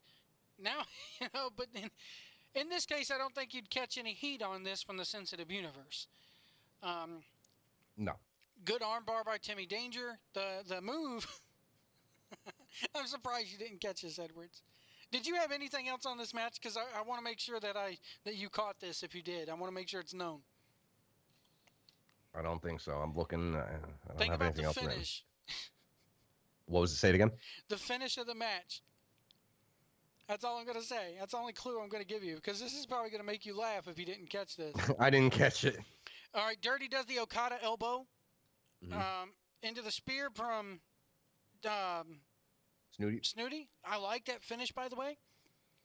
And as he's going around for the Okada elbow, Movie Mike goes, "This ain't part of the scene, man." And then as soon as he gets that out, bam, he gets caught in the face with the elbow. Oh my God, I didn't catch that. Go That's back great. and watch it. He goes, "This ain't part of the scene." Bam, with the elbow in the head. Fantastic. And Showtime gets the win, 1, 2, 3. I can see why they gave Showtime the win here. They need the quote-unquote momentum going into their match with the All-Stars at Absolute Justice. Why don't you take us into what we had next? Is it the promo from Handsome Mitch right Yes, away? it is. Yes, it is. Okay. My first question, Joe, because I'm not familiar with Handsome Mitch. I've seen him a few times, but I'm not, again, with the speaking, I'm getting to know these guys. What is his gimmick? That he's Handsome Mitch. I'll be honest with you. When I first started watching this, he was semi-retired, and he kind of came out of retirement. And he doesn't work every show, but he's Handsome Mitch. That's his gimmick. So, Okay, because he kind of came off to me like almost like a serial killer. wow. The eyes. I don't know if I'm misreading that, but he was, wide-eyed, speaking just softly, and then he raged at the end. And I thought, what did he snap into there? Did you? So I actually have written down gimmick ? Did you like that about him though? Yes. Yeah, because at first he's talking, and I'm thinking, okay, this is just an older guy, he's explaining things, and then he snapped. Right. So is it like a Ken Shamrock type of gimmick where he just snaps? I don't know. Kane Justice is just shooting on everybody that we're talking about. He's like, Dirty Daddy sucks too. And he's like, Mitch, you're a jerk, bro. I'm just going to leave the chat alone because it's like Justice is just having a full-on shoot fest. Go for it. Anyway, go ahead. I put here Handsome Mitch got to cut a promo on Kane. He's talking about how he used to get bumped off the card in favor of the old-timers, but he used to protest against it. Talking about veterans and what he knew was his. I put it, it's a damn good promo leading into their match this Saturday. Damn good promo leading into Absolute Justice. My thing is because the YouTube community is not going to get to see Absolute Justice for another 3 weeks, I want to see promos cut with Kane and these two leading up into it. Maybe even a contract signing of some sort with this. I know contract signings are passe in pro wrestling nowadays, but I want to see something, backstage with these two guys cutting promos on each other. It's time that you give Kane Justice a microphone in the back, or I don't feel like we get enough promos from Kane, but I'd like to see a couple here. Next, we had anything else about that promo before we move on? No. Go ahead. We had an All-Stars promo in the ring. They're going to challenge anyone. And you got Coach Gemini with his Astros hat and his Astros jersey with Nolan Ryan. Classic. Very nice. Yeah, very nice. Yes. and they're going to challenge anyone. I didn't write much about it because there wasn't much to the promo. Kind of not giving too much away here, foreshadowing what's coming up. I liked it. Mm-hmm. Any thoughts on this promo? It's an obvious thing that I keep saying, Joe, but it needs to be said because sometimes wrestling companies don't do logical things. And here again is an example of how you make something exciting. They have the promo, they come out, it's an open challenge, sets up the main event. Mm-hmm. So every time I see something like that, I have to bring it up because when I don't see it, I bring it up. So. And keep in mind, this wasn't a 20-minute promo at the beginning of the show. At the beginning of Right. the show, we got a good solid maybe 10, 15-minute match. So You know what I do want to say too about Royal? what's that? My love for Royal grows as the coach is talking. He's following up everything he says. Like he doesn't shut the hell up. It's great. It's great. Not at all. Then we got a match that looked. I knew this was going to look better on YouTube than it did on in person, and it did because the crowd there live was just not into this. Why, I don't know. I was into it. I noticed. Yeah. We had Sis versus Ethan Alexander Sharp, former Rising Generation League champion himself. Sharp came out. They made a reference to him looking like Andy Kaufman. Mm-hmm. I love it. The second he came out that night, I was just like, yes, they did it. They actually did it. I was hoping that they would do it. I have here Sis wearing a mask, but she still somehow manages to show emotion when they get that camera, when Grant gets that camera tight in on her eyes and on her face. Yes, she's wearing a mask, but you can see it in her eyes and the way she moves her lips and everything, those beautiful lips of hers. She shows emotion. And this match was just... This match right here, you know, I always say funny don't draw money. You get the Bullet Club trying to be funny all the time and the Young Bucks trying to be funny all the time, and it's all a big joke. Well, this was an instance where funny drew money for me because they kept it light on the funny and strong on the work, and the match itself kind of calls for that. I feel like if you were... This is a very fine line with a match like this because you could do it over the top, overly ha-ha. But then with this match, they didn't go all the way ha-ha on you. Sis looked like a badass in this match. What were your thoughts on this one?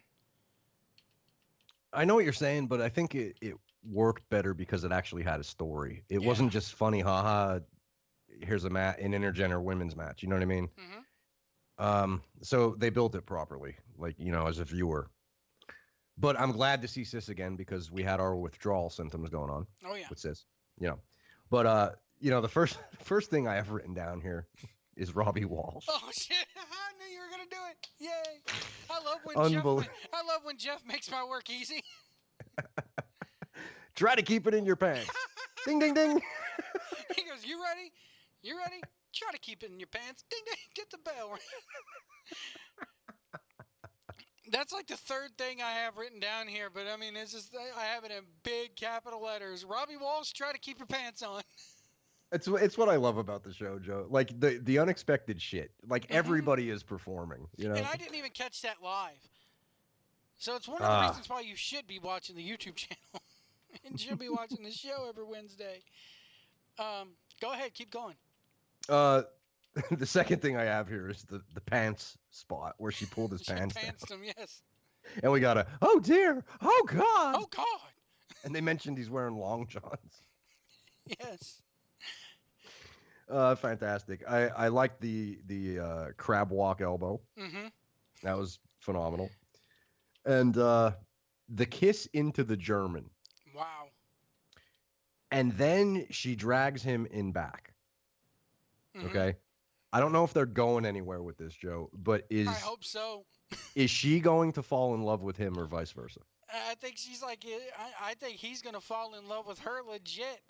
And honestly, I think it's going to cause a rift. I mean, well, we'll get into that with Absolute Justice coming up but I can tell you that from the match on the shows I've been to, I don't know where it's going because they really haven't referenced it. I mean, Madness in Any Direction was a really last big show, so maybe we'll get a follow-up on it here. Maybe we'll, I don't know, but she drags his ass to the back like, you're going to get some real loving now, bitch.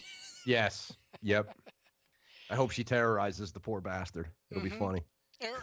I really do. Like, I hope she just flat out fucking just doesn't let his ass go. Yeah. Like, It'd be cool to see some.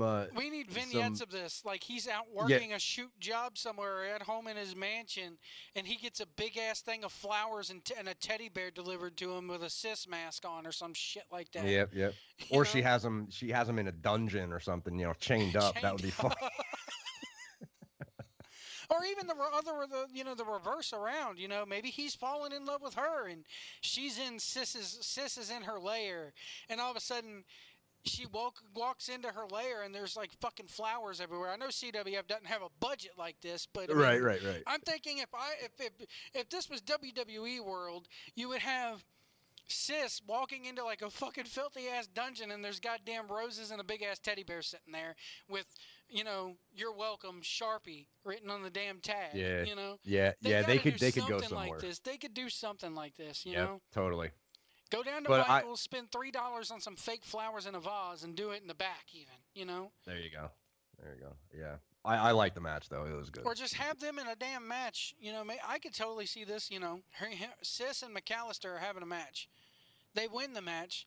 Lights go out. Lights come back on. All of a sudden there's a single rose with 4 Sis attached to it on the tag just sitting in the middle of the ring. Ain't going to kill them to go out and spend money on a single rose. You can get it at Walmart. You can get a dozen of them at Walmart, $5, I think that would be worthy of a. Oh God. Oh God. Somebody giving Sis gifts. Oh God. Anyway. It could be good. Yeah. He told Sis in the match to leave the. No, Grant, you can't borrow my weapon room. Oh my God, McAllister's. Oh my Lord. Anyway, Sis said, "Leave the chain." Or Sharpie told her to leave the chain on. Sticks and stones might break my bones, but whips and chains excite me. Only he said chains and whips. He totally reversed it. Yes. Sis with a nice hip toss headlock I have here, and then the head scissors. He's like, oh, she puts his hand between her legs to like further the move, and he's like, okay, we can go there, okay. and then they go into a head scissors, and he's doing push-ups. It was beautiful.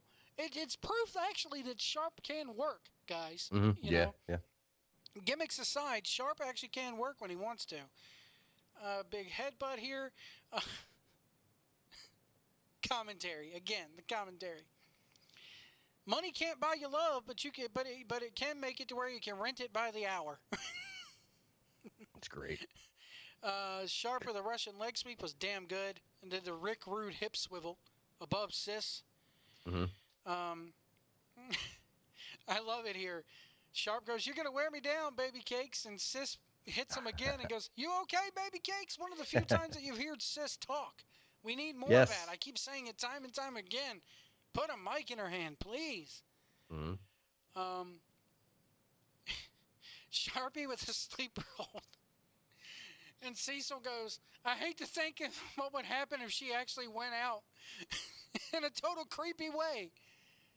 Like he's going to go full on. Like he has to put women to sleep. Like he's going to go full on Bill Cosby with her.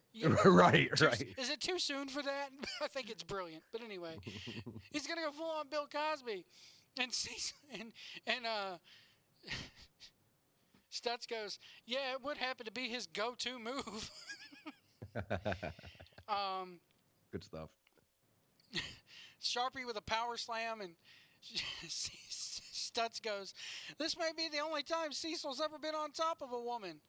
And Cecil just laughs at this. You can hear Cecil laughing in the damn headsets.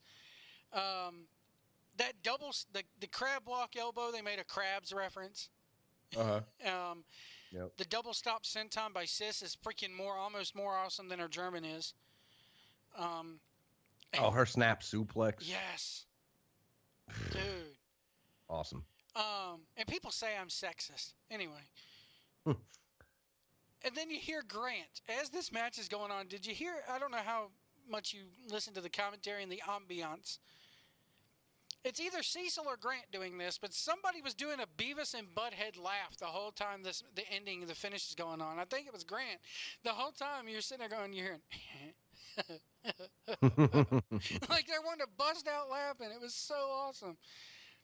Grant goes, he generally wanted to call it the Cosby Sleeper as a permanent name, but I know we can't. That would be great. Go ahead and do it. You can. I think you could do it. So we got the uppercut into a kiss, and Cecil goes, "Daddy, yes." And then they have the deadlift German for the win. And of course, Cecil drags him to the back. The Sis drags him to the back. Mm-hmm. I love this match on YouTube way more than I loved it live, just because the crowd brought it down for me. It's not Sis and Sharp's fault. The crowd just wasn't into it for whatever reason. They have been building up to it, so the crowd knew they were getting it on the show. But for some reason, they just weren't into it. They didn't get the Andy Kaufman stuff. They didn't really, But I got it. Maybe it was just over their heads a little bit with what they were doing. I want to get your thoughts here. We had a promo next from Lucas Calhoun and the Boar of Moldova. Both these guys, I believe, are from Shikara. What are your thoughts on? Was this your first? I think it's your first time seeing these two, both of these two, wasn't it? Yeah. Yep. First time. I remembered Calhoun's name from the. I think you read a Chikara, a card, and I think I remembered his name. But dude, you want my honest opinion? Nobody does Elvis better than Honky Tonk Man. Really? To me, don't be doing shake, rattle, and roll. Don't be doing that shit, because you're not going to be as good as Honky. That's just my opinion. I put here he was a little bit more Elvis than Honky Tonk Man was. He had a little bit more of the Elvis influence than what Honky Tonk Man did. Because Honky Tonk Man, yes, he was the Elvis impersonator, but he didn't take it over the top like this. But that's my point, though. Like, he was actually an impersonator. So, I don't know. I would say Calhoun should tweak it a little bit somehow. Mm-hmm. Do you like the ring gear at least? No. I think I need to see him work. Yeah, you do need to see him work, because the match itself is not that bad. What did you think of the Boar of Moldova here? I don't actually get it. Like, what is he? He's a man who's a boar. It's a Shikara gimmick. I know their gimmicks are yeah, it's crazy. It's what Jim Cornette wouldn't like it. Let me put it that way. Right, I'm agreeing with Corny. They do this around this part of the year to get these fans, introduced to Shikara, because Shikara is going to be running shows there in July or August. Right. So, and they sell out every time they go there. So, I put here it was a decent promo from Calhoun. The best part of these two were their Twitter handles. Boar is at Boar is War, and Calhoun's is at that old juke joint. I can't say that. Say that 3 times fast. It's that old juke joint. I can't do it. I'll give myself a migraine if I try it. I'm not doing it. I like the Twitter handle though.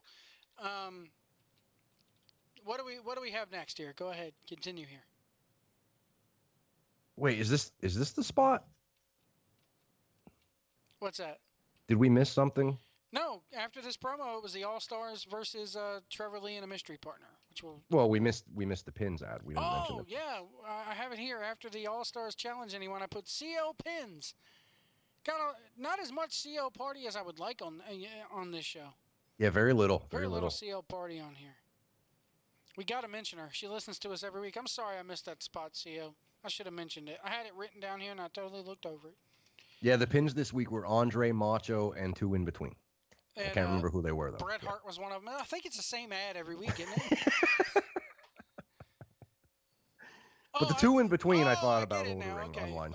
Okay, gotcha. I'm not sure how much they want for the 2 in between. That went over my head there for a second. Then I was like, "Oh, Jeff's talking about her boobs." Okay.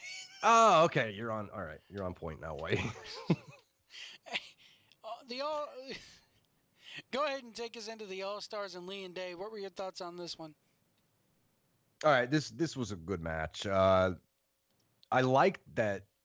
I think I kind of questioned the fact that Chip Day was going to be wrestling Trevor, because I think you told me about this, like off air maybe. But it worked. It worked really well. I thought it was cool. This is where I have about the officials, not counting the illegal man. But did you? I popped for this. Did you catch Eric Royal singing during the match? He's like, loving you is easy because Yeah. you're beautiful. That's a totally nutty professor type thing. What the hell? It was great. He went la la la la la. Here's And I what went, kills me about wait, this. he's singing that song. What is he doing? Here's what kills me about this. Have him go up to WWE and try that shit, people will be crapping all over it. But in CWF, absolutely. it works for some reason. Sensitive Universe would shit all over this anywhere else. You know? Well, the sensitive universe might shit all over this show. The whole it's like a circus. It's a circus atmosphere when I watch this show. Really? To me, I'm so entertained by it. It's like being at the circus like I'm 3 years old. I thought you were going to reference I didn't think you were going to reference his singing first. I have something else written down here first. I couldn't resist, Joe. It was fantastic. It was good. I even put it, I was like, is he singing? And I even remember it live. I was like, yeah, he was singing live. And the crowd was yelling at his ass to shut up, too. Yep. What was the first thing you had? The first thing I have written down here is, let me see. Let me get to it here. Where is it? Okay. The All-Stars come out, and they're like, who's it going to be? Who are we facing tonight? Because the premise is they don't know Trevor Lee's coming out. They don't know Chip Day is going to be with Trevor Lee. It's just a mystery team because they made that open challenge earlier in the show. Imagine that. A little bit of foreshadowing. Mm-hmm. Eric is sitting there going, who is it? Let me guess. It's Cool J and Mario. Oh, Cool J. Yeah. We got a Cool J reference. Yes, nice. But go ahead. Your thoughts on this one. We were talking about Cool J the other day. Yes, we were. On Twitter, I believe it was. Mm-hmm. But all right, so the Ace was singing, and that was fantastic. The double Rana with him and Roy. I'm curious to hear your thoughts on this because I do have this written down. Oh, really, Joe? Mm-hmm. Who screwed up? Come on. Who are you gonna pick on? Neither one of them screwed up. I just like the spot in general. Oh, okay. Well, then we agree. Coach with the brass knuckles. Mm-hmm. I can't tell you the last time I saw the brass knuckles come out. Thank you, CWF. William Regal 2006 when he won the King of the Ring was the last time I saw it when they were doing the whole power of the punch thing. That's the last time I saw brass knuckles used anywhere. So. Do you think there were too many ref bumps? No, because it led up to what we got at the end. It was well done. I agree with it. And that's another thing that I think a lot of people would shit on. Yeah. Oh, ref bumps. Oh, what is this? You know, I often look at, and this is where I get that in my, I know this is not the intent, the intentional use of the term sensitive universe, but I've kind of taken it onto a life of its own here in my world.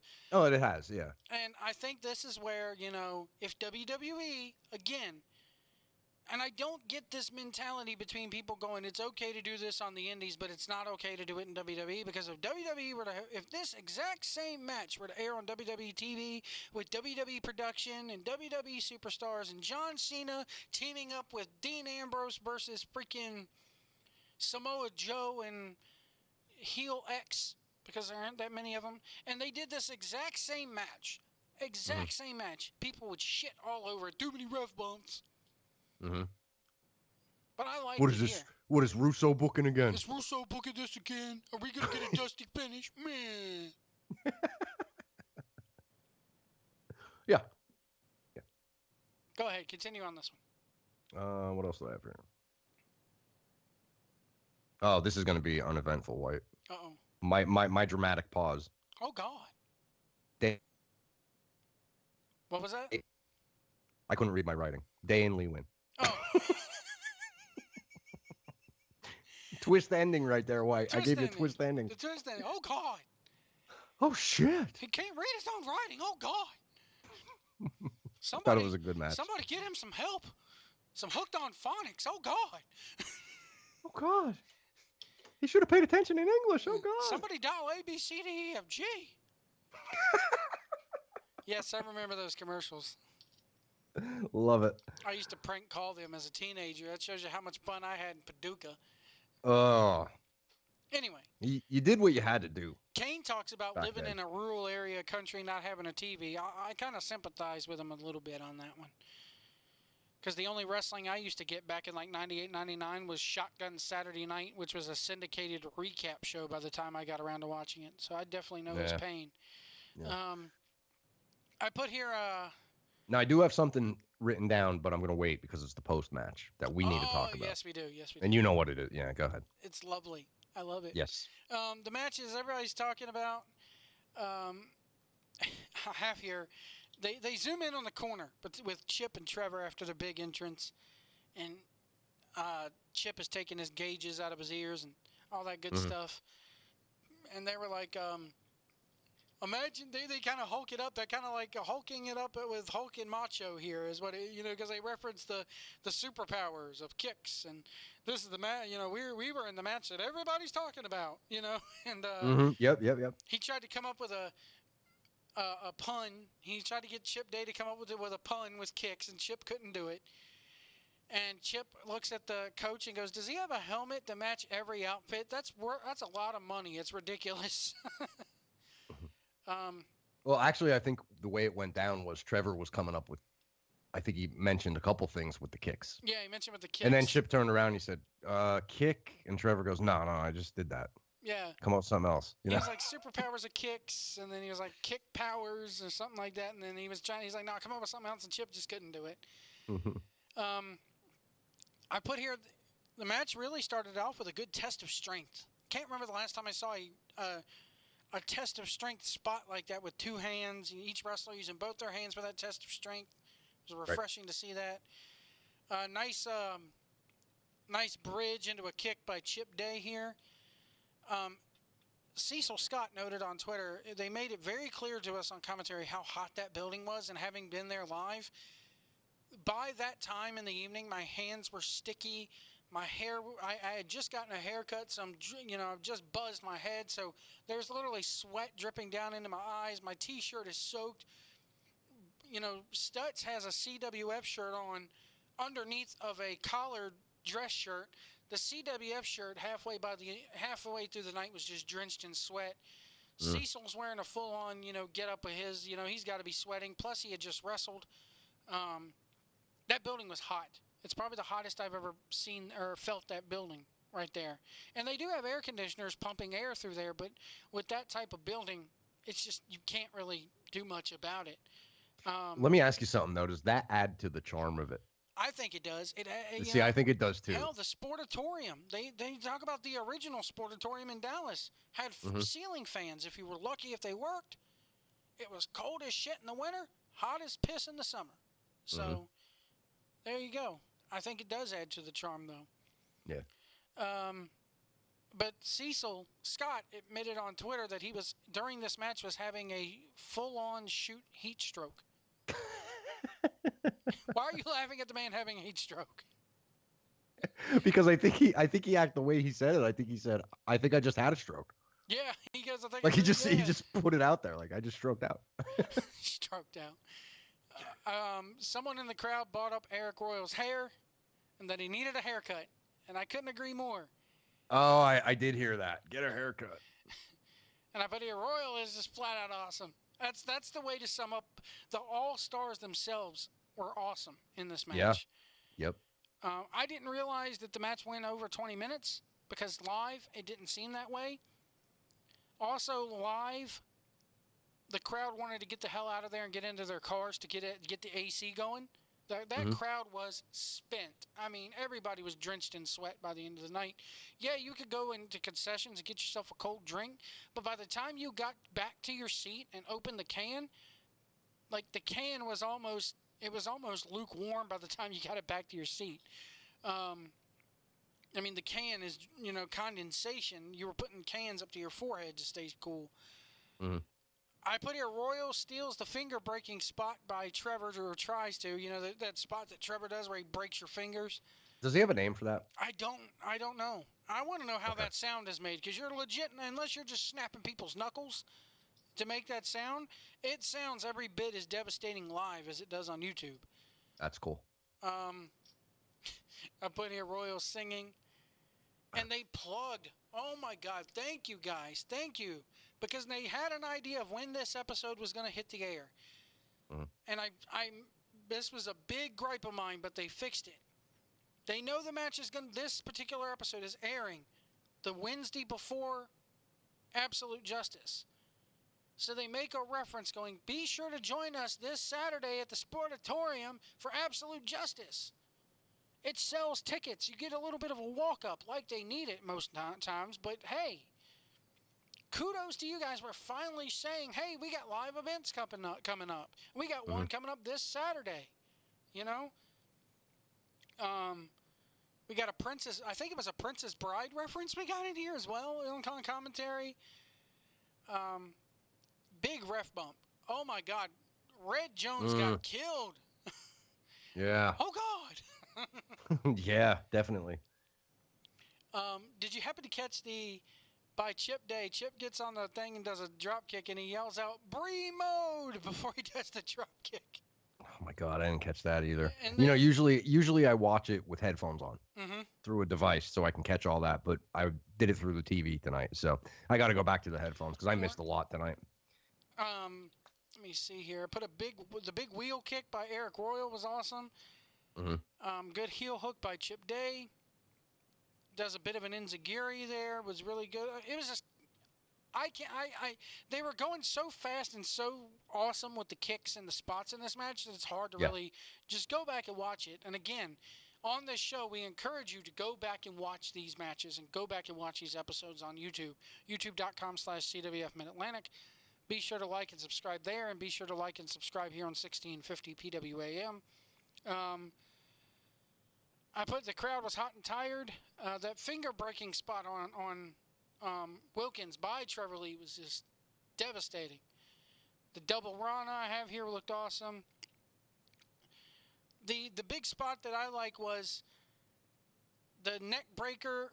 Like Trevor Lee arranged it to where Royal had Wilkins under his arm. And then Trevor gives him a neck breaker. Yeah. Which in turn causes Royal to DDT his own partner. Go back and watch it. That's good. The big elbow into the Space Jam looked good. That move by Royal, man, that Space Jam, that's Space crazy. Jam's awesome. Yeah. Big German, Royal breaks it up. I love that spot there. Good double teams here by Lee and Day. It's the first time I've ever seen them team up, but they really did good double teams with the yes kicks and all that. Yeah, the alternating kicks and all. And then they did the palm strikes, and then it was like they did a do-si-do, traded partners, and did it again. It was beautiful. They have a tag, or they have a pin spot. Roy drags yet another referee, so this is our third ref bump. And this is where Lee kicked Red by mistake, and it just looked awesome. To me, I have here best ref bump ever. When he did that apron kick, it was just, man. Let me see here. Robbie Walsh comes in, coach with the brass knuckles, as we mentioned there, gets Walsh. We get a buckle bomb into a corner shining wizard. Let me ask you this here. With everything that's been happening in pro wrestling with buckle bombs, one of those buckle bombs ended Sting's career. To me, it's the same thing. Whether you're power bombing into somebody into a barricade or a turnbuckle, turnbuckles can shift. It can hurt you. Sting was forced to retire because of one. Should that move be banned just like the pile driver is? Because that's a very dangerous move to be doing. That's a good question. I can't really say, Joe. That would be a good question for Kane, an actual worker. But to me, I mean, I guess it all depends on the guys doing it. You know what I mean? To me, it's one of those spots now where it's kind of passé. It's like, oh, God, everybody does it, Let me see. I think instead of banning it, maybe people just need to choose not to do it more often. Yeah. You know what I mean? Maybe not put the full-on ban on it, but be smart about it, Or yeah. I put here Eric Foster comes into ref. Kicks aplenty here going out. The brain buster, double super kick. And I put here, this match was kind of better better on YouTube than it was live, just because the simple fact that the crowd was just ready to go home at this point. It was hot. It was late. They were ready for this to end. I didn't realize live, though, that the match had gone 20 minutes. It seemed quicker live than it did on YouTube. That means you were into it, White. After the match here. Now, I got a question. What you want to talk about? Is it Mhm. what Lee and Chip say, or was it what happened after that? Well, Lee and Chip say. All right, go ahead. You take the head on this one, because Well, Trevor said we're hugging Scott Dawson. Fuck yourself. Which I thought was amazing, but I didn't. I assumed, dive. I knew what he was talking yeah, about. we knew But what Chip was talking about. what exactly did Scott Dawson say? Because they're from your area, right? Yeah, Dawson. I don't know what the hell. Maybe Grant can shed some light on this. But he goes, "We're hugging," because Chip and Lee hug after the match. Mm-hmm. And Lee goes, "We're hugging Scott Dawson. Go fuck yourself." And Chip Day goes, "Yeah, fuck everyone. ... Dive." And then they exit the ring, and I'm just like sitting there going, "Okay, did that really have a place on the episode? First of all, because if I'm editing this, I get a shot of them hugging, and before they could speak, I'm cutting away to the coach." Well, I see your point there, but if those guys feel that strongly about it, then I would leave it in. But my question was like, but you're sitting. But the thing is, you're sitting here asking me, what does that mean? What did Scott Dawson do to deserve that kind of heat? And my answer for you is, I don't know, because it's some insider thing that's probably best left for backstage. it might not be inside if he tweeted something. Like to me, I actually rewound it and watched it the second time because I thought, did he say Scott Dawson? That's odd because it was Rip Rogers that tweeted it. I was just thinking. And then when I heard him say "fuck yourself," it seemed like he was pissed off. So I'm assuming Dawson had to say something about it almost like Trevor took it personally if he said something to Trevor personally about it. Or maybe Trevor's just thinking, here's this guy in the WWE, so now he can shit all over where he came from. There was something behind it. Well, Scott Dawson, from Trevor's perspective. He's in WWE right now. Scott Dawson is. He's up there with them, They said Twitter thread about guys fighting one another then hugging post-match. Grant says it probably should have been edited out, honestly. And it's separate from the ... Rip Rogers dive thing. He says he loves Dawson and Trevor, by the way. I mean, no, we're not trying to get you heat, Grant, at all. No. Had no place on this show, my opinion. Should have been edited out. That's all I'm going to say. It's too insider. Most of the people watching that are going to be like, just like me. They're tilting their heads to the side just like puppies. Huh? What does that mean? Yeah, but why, if There's the no internet crowd follow-up. watches that, But they're going to here- go, ooh, what did Dawson say about Trevor? Yeah, what did they say? And then they're going to get a feud started with two guys. It just, Yeah, I was just wondering because Trevor took it so I look at it personally, this obviously. way. I mean, I look at it this way. I'm not going to, if I'm editing the show, I'm sitting there going, that guy that's not going to make air, right? If I'm Grant and they said that, I would be looking right at them going, glad you shot on your buddies, but it's not going to make my TV show. Have fun, have a good night, good match. And it just, I look at it this way. Then you got to look into the language aspect of things. Yes, CWF's not all PG, but a lot of F-bombs being dropped there post-match too. Also, you got to think the guys just worked a match. They're probably not thinking right. They're cooling down. They just had a hell of a match with the All-Stars. They're not thinking about what the hell they're really saying. They probably are thinking back on it now going, maybe we shouldn't have took it that far. Other hand, I look at it and go, yeah, Scott Dawson's in the WWE. The fuck are you two doing? Anyway. I'm a huge Trevor Lee and Chip Day fan. I looked at that and on my notes here, I have question marks. Like 3 big question marks by that. Because I'm sitting there going, it doesn't mean anything for the overall product of CWF. It's not going to lead to anything on CWF TV. Scott Dawson's not going to show up at Absolute Justice and attack Trevor Lee. I can't believe Trevor wouldn't have said that if he didn't feel justified in saying it, which means, to me, Dawson said something about it. Yeah, but you save it for that Trevor Twitter. took offense You to. save it for Twitter. You don't carry on your personal little Twitter bitching to a CWF television pro or any other even any other indie program, because it does not benefit the promotion in any way, shape, or form. It does I don't nothing know. for Obviously, the show. obviously It does the promotion. nothing for CWF. It honestly does nothing for Chip Day or Trevor Lee either. Obviously, the promotion didn't mind though because it was on the show. I mean, honestly, this is one of those things like WWE is this. And again, no offense to Grant, because Grant's even saying, "Hey, it probably should have been edited." But I look at it this way: this is just one of those things that WWE would do, that would tease you with something, that would have you wondering what that meant, and then they never fucking bring it up again. And then you're sitting there going, "Oh my God, they dumped another storyline. They dumped another gimmick." You know? Yeah, but everybody knows it's not a storyline. Everybody Yeah. knows what's going on with that. They don't know that. The common person watching this doesn't know about that. But then again, I do see your point of look at who watches this show. You know? The people there in the sportatorium ain't watching it. It's more, it's, you know. Now, Pod- if yeah, it's that's the podcasters point. and it's podcasters and you know, smarks. I know people Right. hate me using that word, but it's smarks like us that are watching this. And only thing it does is give them, the smarks, a reason to go online and go, "Oh my God, Dawson, did you see this?" And then what are they going to do? They're going to put up a video of this, and it makes CWF look bad. Quite frankly, I would agree with you if Trevor picked up a mic and said it. I don't really have a problem might with as well have, because the camera's got a mic on it. Obviously, that mic No, picked it up. no. For the crowd, you're saying that the people, the internet smarks, are the ones watching it. We're watching it. Yeah. Online. But the crowd, you're saying the crowd's never going to see it because they don't watch the YouTube show, right? Right. So if he would have picked up the mic and the crowd heard that, then I think it would have been more of an issue.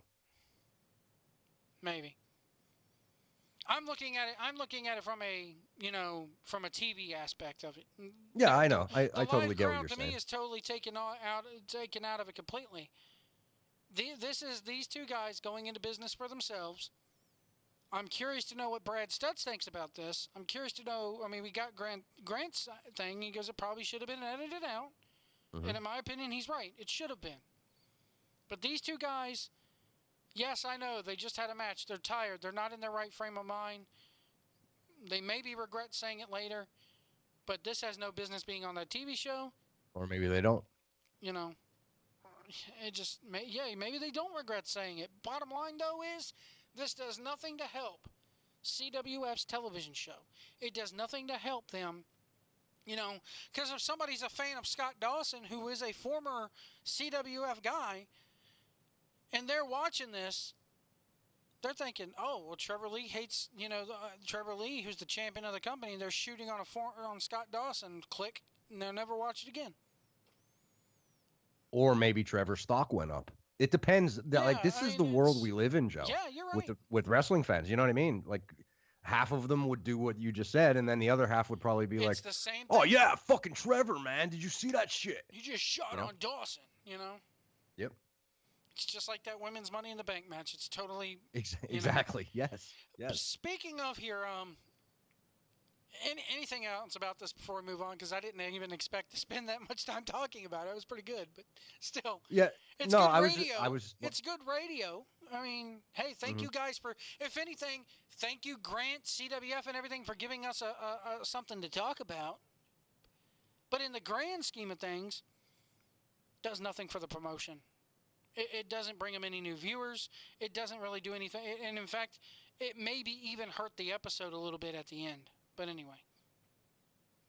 Because here it is. Here it is. We have that written down when the next thing we should be talking about is going right into Stutz's promo on the coach afterwards. Right. From a television aspect, if this is my TV show, I don't want the podcasters talking about something stupid like that for 15 minutes. I want them focusing on my storylines and what a good job I'm doing with those. Right. White. I know. I get that. But from their perspective, look, we're not in the business, Joe White. Take a bump. That shit with Rip Rogers and Randy Orton pissed a lot of people off. Well, this has, apparently, from what Grant says, this has nothing to do with that Rip Rogers shit. It's a Twitter thread about guys fighting one another then hugging post-match. Probably should have been as separate from the dive gimmick, is what he's saying. I thought Rip had that in there. Yeah, I mean, shake hands, hug. He did. You know, he said whatever. Both guys shake hands, hug, and thank each other after the match. Well, listen, if Grant is saying that it has nothing to do with the Rip Rogers post, then something happened between Dawson and Trevor, or Dawson said something to piss him off. Which is crazy because Trevor Lee rarely tweets. You know? I mean, you go look at Trevor Lee's Twitter. The last thing he posted on his own, I mean, he retweets a lot. He retweets a lot of PWG stuff. The last thing he tweeted was June 17th, which was a PWG Instagram because he was on the show. You know, you know why? He probably has shitty reception in the cave. The cave. Yeah. You know what I mean? The cave. I mean, imagine living in the cave where Trevor lives. Yeah, he is the Carolina. Be those Carolina caves, man. You get nothing. I'm telling you. Hell, you don't. The Sportatorium might as well be a Carolina cave because you get no signal in that bitch. That's funny, and it's hot and it's cold. So there you go. You know, there's one way to find out, White. What? You're gonna have to get Trevor on this show. Dude, you're gonna have to do it, White. There's no way he's doing that, and I'll tell you why. He's the face of the company, White. I know. Grant, if Grant can make it happen, there's no way that Trevor Lee's going to give me my Marcast the time of day. Okay? I'll go up to him and ask him at the next show, but he's going to be like, yeah, whatever, and I'll never hear from him. 2, TNA's not going to let one of their superstars just come on a podcast. It's not going to happen. That'd be great if he said, what's your name? And you said Joe White. And he goes, Joe White, go fuck yourself. Go fuck yourself. Oh, yeah, Kane told me about you. Go fuck yourself.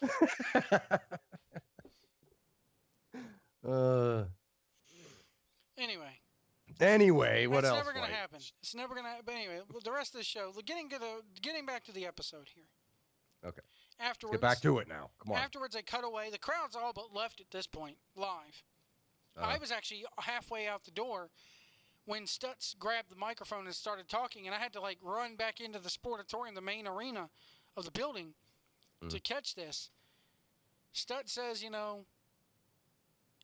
basically the gist of it was Coach intentionally hit the referee with the brass knuckles.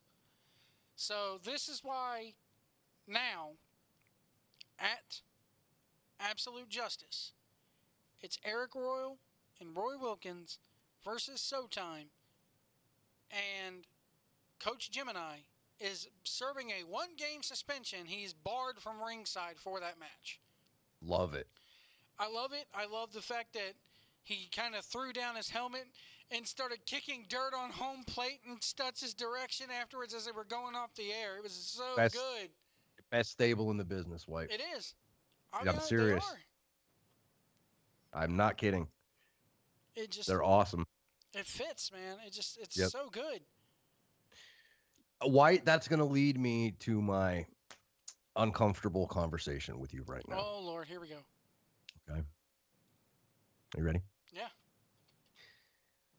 After a lot of thought, I have decided that I don't want to know any spoilers anymore. Okay. Okay? That's it. See, I worked you there, White. That wasn't really dramatic, was it? Can we run down the card for this Saturday at least? So when you see Absolute Justice, and the reason I say that is because you mentioned the 1-game suspension. Mm-hmm. And we didn't know why, until now, I get it. Yeah, and it's not only that, too. It's when Stutz said it, I thought, that happened already. And then you're like, no, he just no. mentioned it. So I'm getting as confused as you are because you go to the shows and then you see them on YouTube. Yeah. I'm getting the same way. So they did announce today that the Supercard of the Summer, Absolute Justice, is going to be aired entirely. Next week we'll get the wrap up of. That's awesome, by the way. Yes, it's gonna make for a long night. So the show, since the show is going to be 2 hours long, folks, that episode of the after show is going to be late. But it will be up on YouTube the next day for your enjoyment. Because if that match, I mean, if I don't even start watching it till 9:30, I'm not even going to finish it till 11:30. Yeah. Which means we're probably going to go go on live at quarter to midnight. Mm-hmm. Which is no big thing for us. I mean, we stayed up till 3:00 in the morning talking about wrestling. But yeah, you know what though? I don't want to rush it because it's going to be a great show. It's going to be 2 hours. Mm-hmm. So I don't want to feel like we have to rush because, that would suck. And I do want to do the post show that night, while it's fresh in our minds. So set for Absolute Justice. Absolute Justice comes your way this Saturday, June 24th, from the Mid-Atlantic Sportatorium in Gibsonville, North Carolina. And if you like what you hear on the after show, you need to see it live and in person. The CWF Mid-Atlantic here runs between 30 and 40 live events each year. And the Sportatorium sits at 1001 Springwood Drive in Gibsonville, North Carolina. Absolute Justice, their supercard of the summer. We are on the road to the Weaver Cup tournament. Let me see here. There's more being announced. They just announced a match today. And I'm going to go ahead and tell you this here.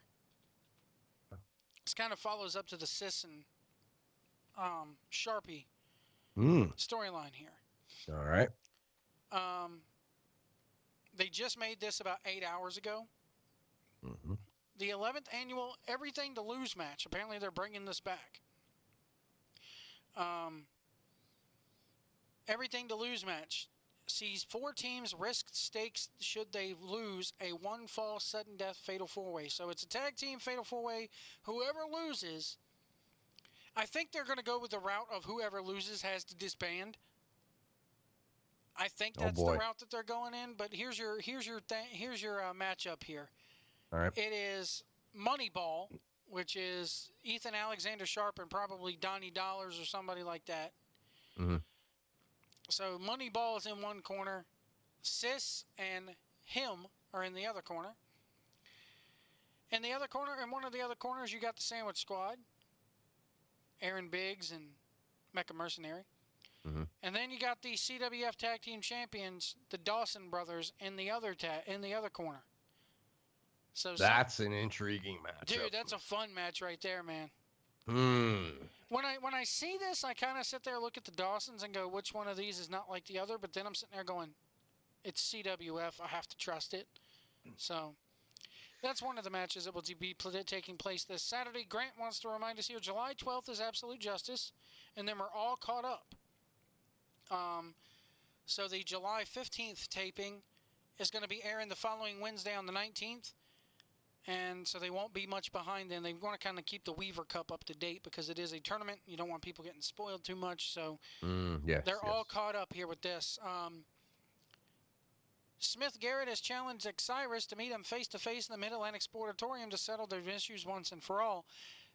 This has gotten little to no build. I mean, it's been building over months and months and months, but if you're just now like you, Jeff, watching these first few shows that we have been, this makes no sense. Why are they having a match here? It had no build for this whatsoever. I got to say myself, the build for this has kind of been lackluster. Hopefully the match is good. Hopefully this is the end of this shit between these two because I don't want to see them wrestle anymore. Grudge match. RGL champion, Kane Justice, who was on the air with us tonight. We want to thank him again very much for coming on. He's going to be taking on handsome Mitch Connor in a grudge match there.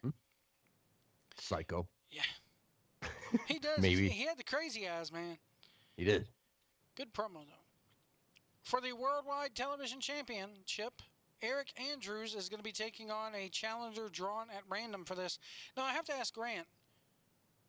One has to wonder if Joshua Cutshaw will be available and healed from his injury by this. Because I could totally see them sneaking it in. Because he is owed a shot at that title. Grudge tag team match. Coach Gemini is banned, serving a 1-game suspension. Eric Royal and Roy Wilkins of the All-Stars versus SoTime, which is Dirty Daddy and Snooty Fox. I know this is a grudge match, and I know why it's taking place, but again, just part of me feels like the All-Stars could be doing more. So yeah. As far as Cutshaw, Grant's not 100%. He says he does not believe he is cleared yet, though. And then in the main event, no disqualification, no time limit for the Mid-Atlantic Heavyweight Championship. Trevor Lee is taking on Nick Richards. And this is another thing where I have to say tonight's episode was kind of, on this, because they could have had a Nick Richards promo snuck into this episode tonight. Because they've already told you Absolute Justice is taking place this Saturday live. Why not put a promo in to hype that up? But Nick Richards was nowhere to be found on this episode at all. I kind of feel like the build for this match, it doesn't have a big fight feel for me. I don't know. I don't know. I disagree with you, but I don't know why. I'm trying to get my thoughts here. Like, I felt like this episode was kind of a little bit of a sizzle. Yeah. You know, sizzle it down before the actual show. Like, I thought they did a decent job with Nick and Trev over the past. I mean, maybe it's just the fact that Trevor went to pick him up and teased them with the title. Yeah. You know, do you really need to do anything? I mean, it's set. It's set. Yeah, that probably, you're right. That probably was all you needed to see. Mm-hmm. I don't know. I'm just curious to see how the match is going to go. I want Nick Richards to get the belt because I think it is time for Trevor to go ahead and lose it. Mm-hmm. Plus, with all this shit that's been shaking up down in TNA, I would not be surprised to see these guys have to sign exclusive contracts because they are going to be touring this summer. TNA is. Yeah, they're already really? They already got dates set up. I mean, let me see here. It's amazing what money will do. Yeah. Well, they're still in the damn black, or in the red, I guess you would say. Right. Because they just fired Al Snow, Pat Kenny, and another. Whoa. Yeah. Really? Yeah, they got rid of Pat Kenny, who has been there since 2003. They got rid of Al Snow, and they got rid of Shane Helms. Wow. Basically, anybody who is not The new guard. Yeah, it's that JEFF-JARRETT, and if he ain't a fan of YOU, you're out the DORR. So, let me see here. They have a lot. TNA. TNA, yeah. See what I did there? Because you spelled things and then I spelled it and it was the same thing They as have TNA. live events coming to New York City. Why? I would have no-sold that too. That was dumb. Sorry. They have live events coming to New York City here. And here's another thing that's crazy. New York City? Where are they going? Back to the... They're going to the baseball stadium again. Oh, I thought you were going to say the Manhattan Center. Richmond County Bank Ballpark at St. George, home of the Staten Island Yankees. So. Oh, so this is Global Force Wrestling. Yeah. Okay. You know what they did? They put out a press release the other day talking about their live events, I think it was. And at the top of it, it had the Global Force Wrestling logo. And at the bottom of it said, about Impact Wrestling on the press release. It's the same shit with these guys. Yep. Why not just change the whole fucking thing over to Global Force Wrestling and that's it? Anyway. Yeah, it's Joe, you're right. It's the same thing as TNA and then Impact. Yeah, I mean, people were like, "What is it?" This says featuring Bobby Lashley, Alberto El Patron, EC3, and others. Scheduled to appear is Cowboy James Storm, Eli Drake, and the LAX, and more. Can somebody tell me when Bola takes place? Grant may be able to answer that. Let me see here. Thanks again, Grant, for being, Johnny on the spot for this show. I mean, because hey, I look at it this way.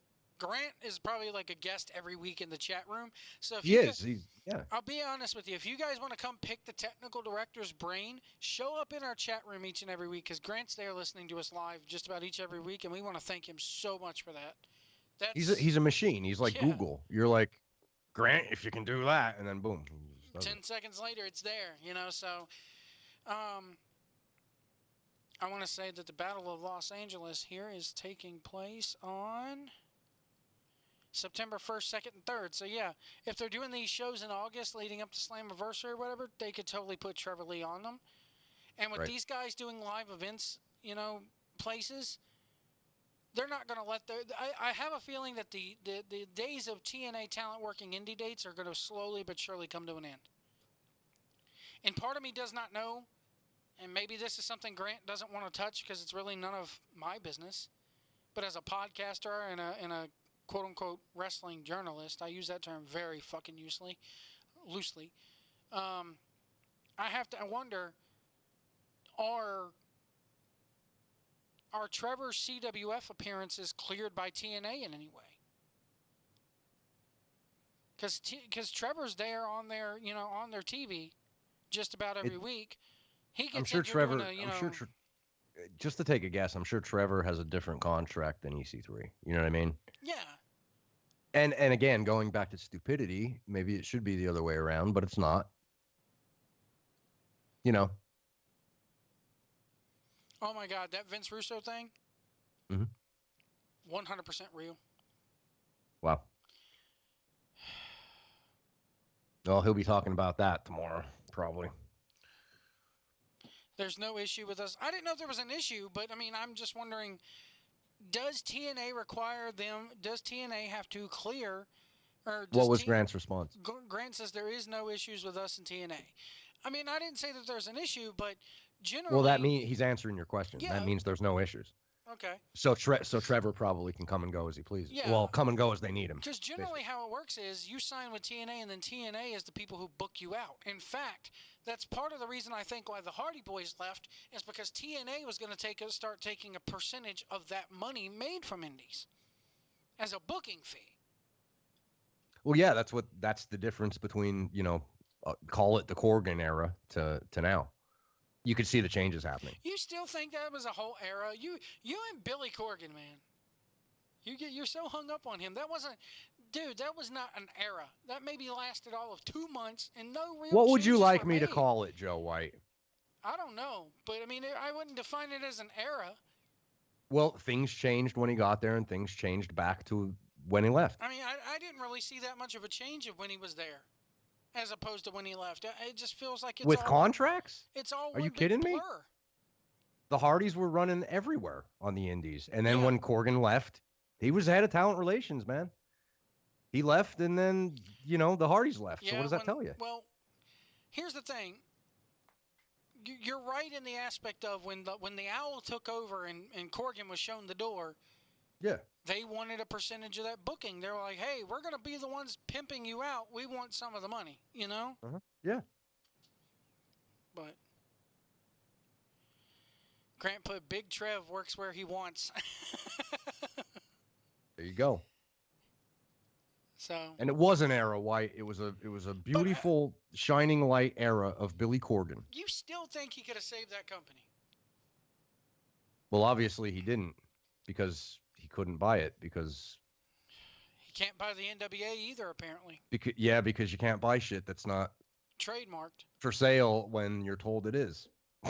He got bamboozled again with Bruce Tharpe in the NWA. That's all up in the air now. Apparently, yeah. Jesus. I want to see what PW Insiders has about this thing.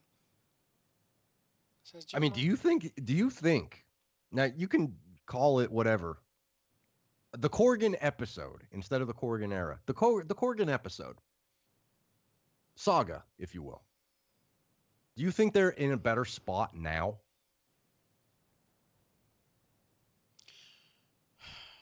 Financially, yes.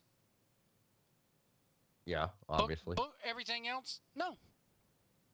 Okay.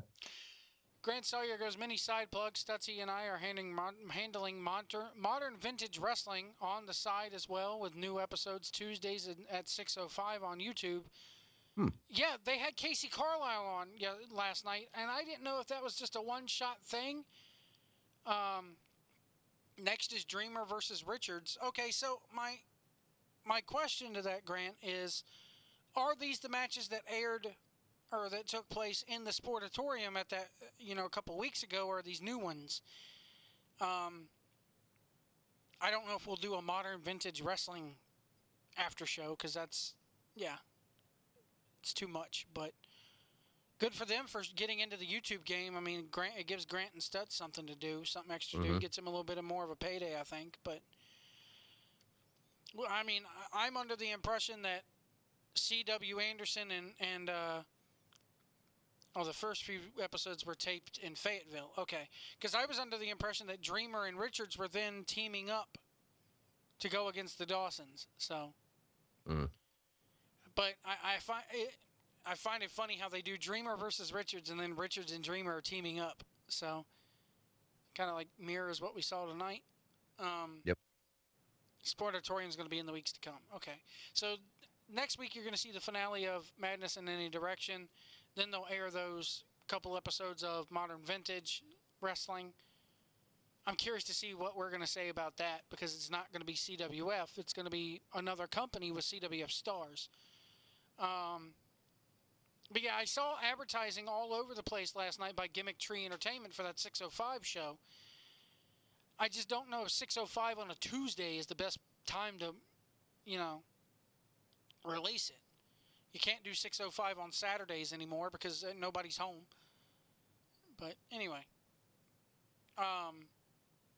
Edwards, anything else here? No. So apparently here, Russo listed the alleged incident of stalking and harassment as being the the June 15 episode of Cornette's podcast, where Cornette promised that he had a gift for Russo. So this was the next thing on Cornette's deal here. Okay, only one Modern Vintage episode on 7-5 with Trevor versus Elgin. Are we going to get to see the Tommy Dreamer match? Tommy Dreamer and Richards versus the Dawsons.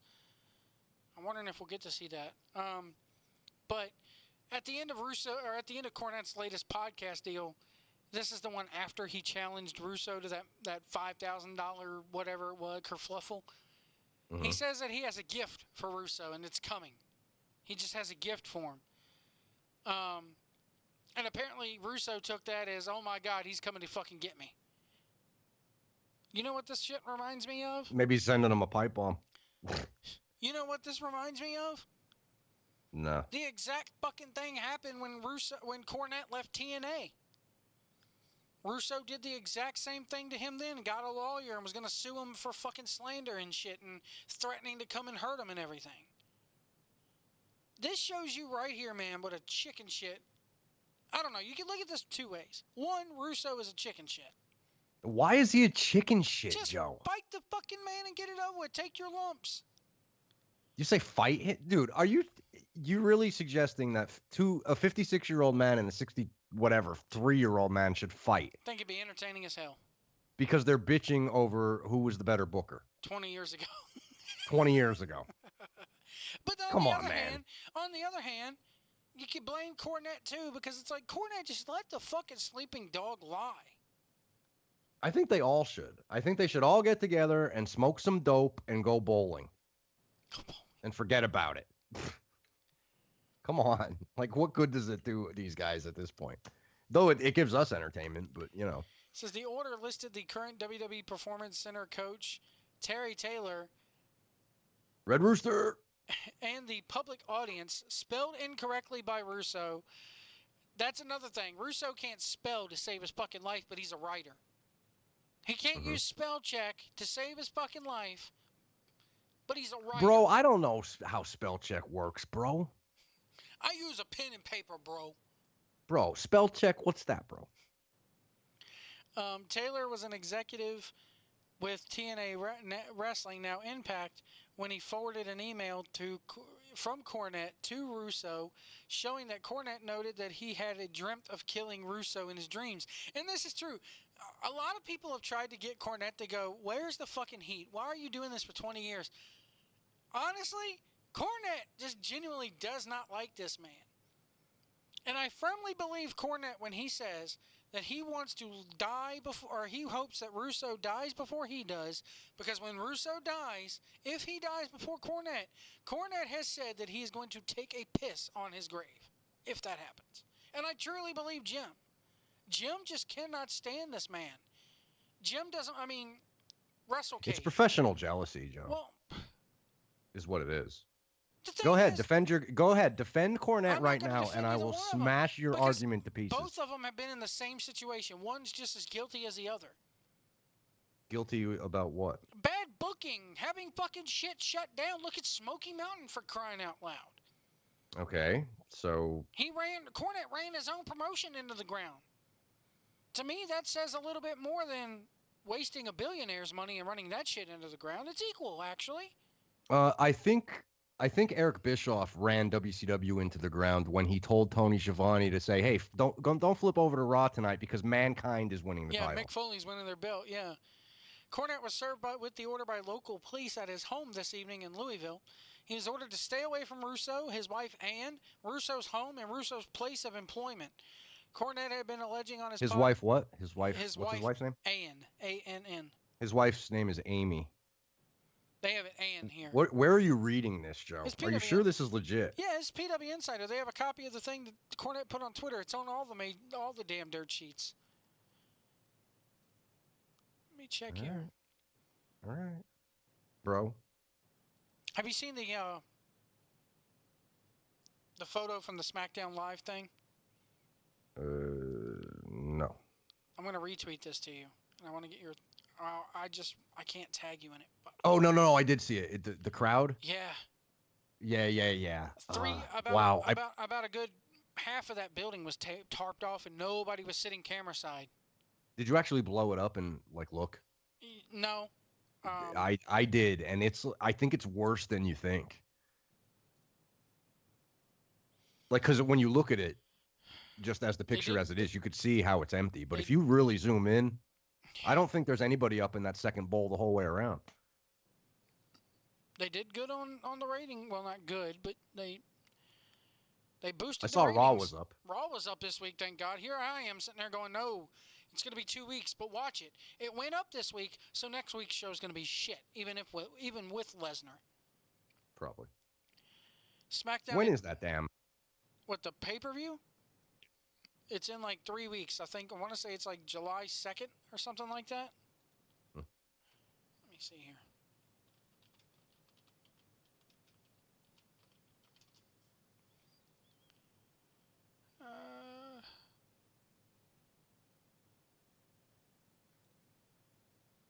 Grant's probably going to tell us before we have a chance to even do Probably. it. July 9th.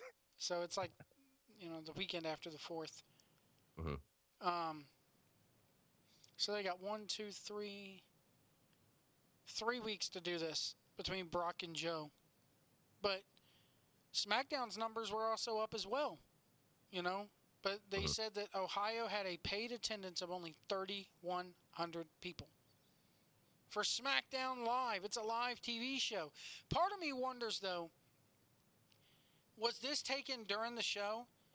Or was this taken out during 205 Live? Because everybody leaves after 205 Live. Well, who's standing there by the ring? I know someone was standing there, but I didn't even look. The picture I'm looking at now is by Pro Wrestling Magazine, PWM, is the picture I'm looking at. And it's across from it's across from camera side, so the camera is actually shooting the area where this guy's taking the picture from, and it's empty. The other side is absolute empty.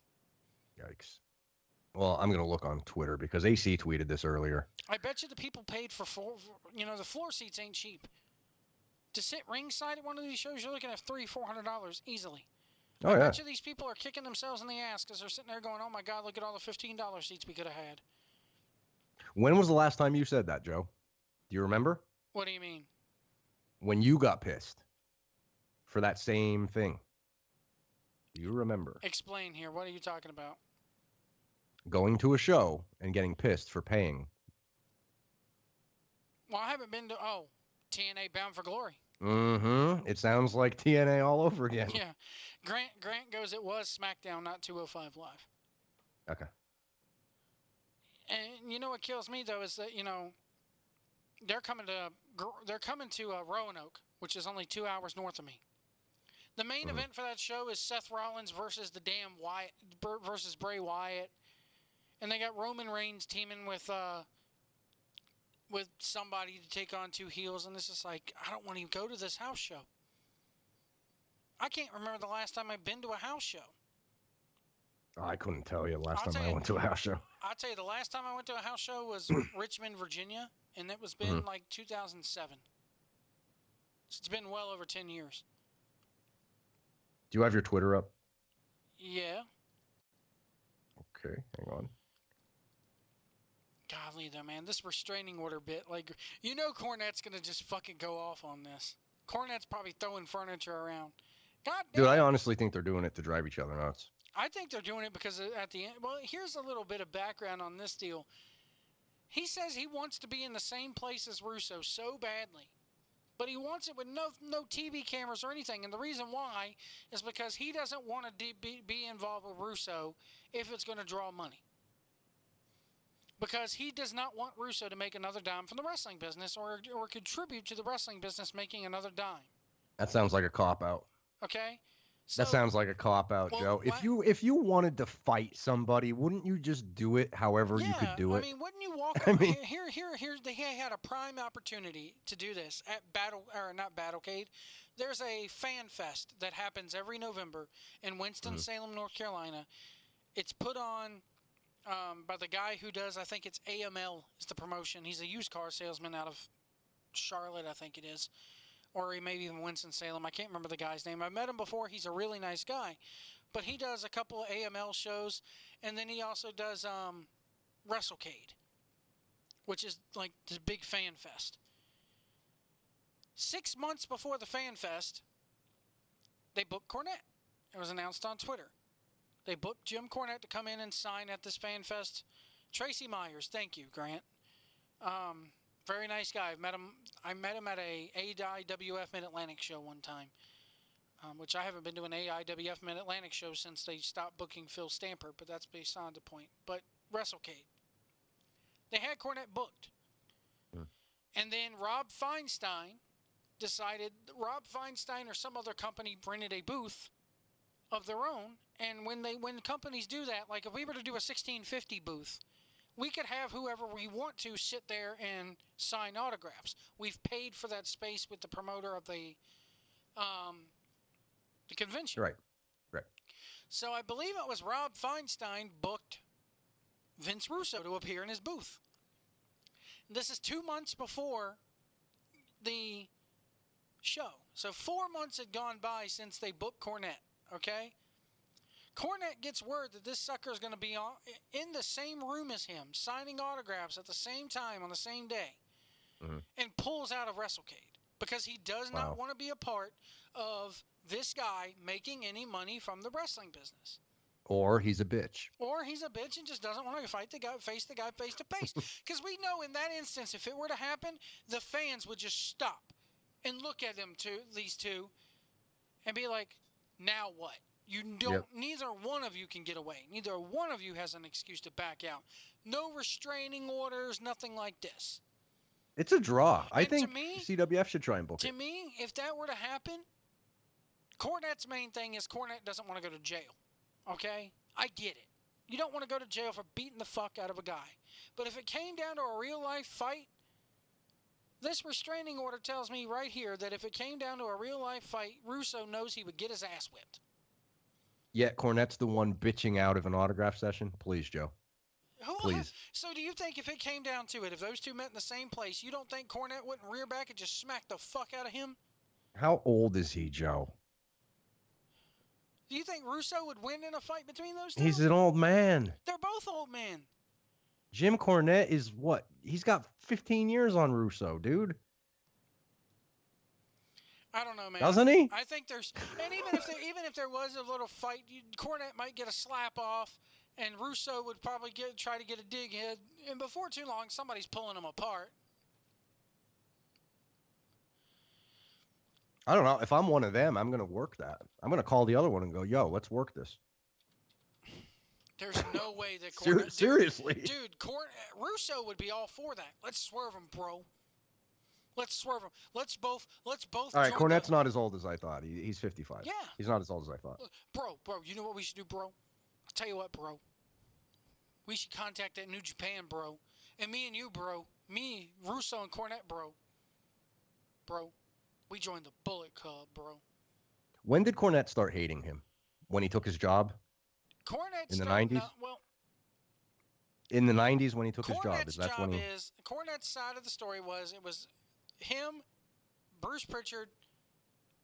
Bruce Pritchard didn't get phased out, so it's him, Jim Ross, and Cornette booking the shows. Mhm. And Cornette at first liked Russo, would tell him stories in the car and everything. But where it finally got into Russo's head, keep in mind, Russo's been editor of the magazine for months. He's done voiceovers on commentary because WWF at that time was doing, they used to run a special show. It's kind of like take Superstars and they redubbed it just for the New York crowd. It was called WWF New York.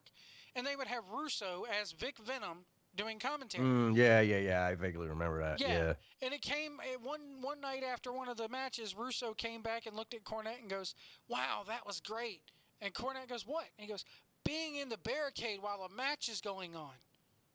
You've been writing the product and writing the magazine for how long now, and you're getting a stiffy because of that? That's that's when you and see, that's your problem, Joe. You believe that happened just because Jim Cornette said so.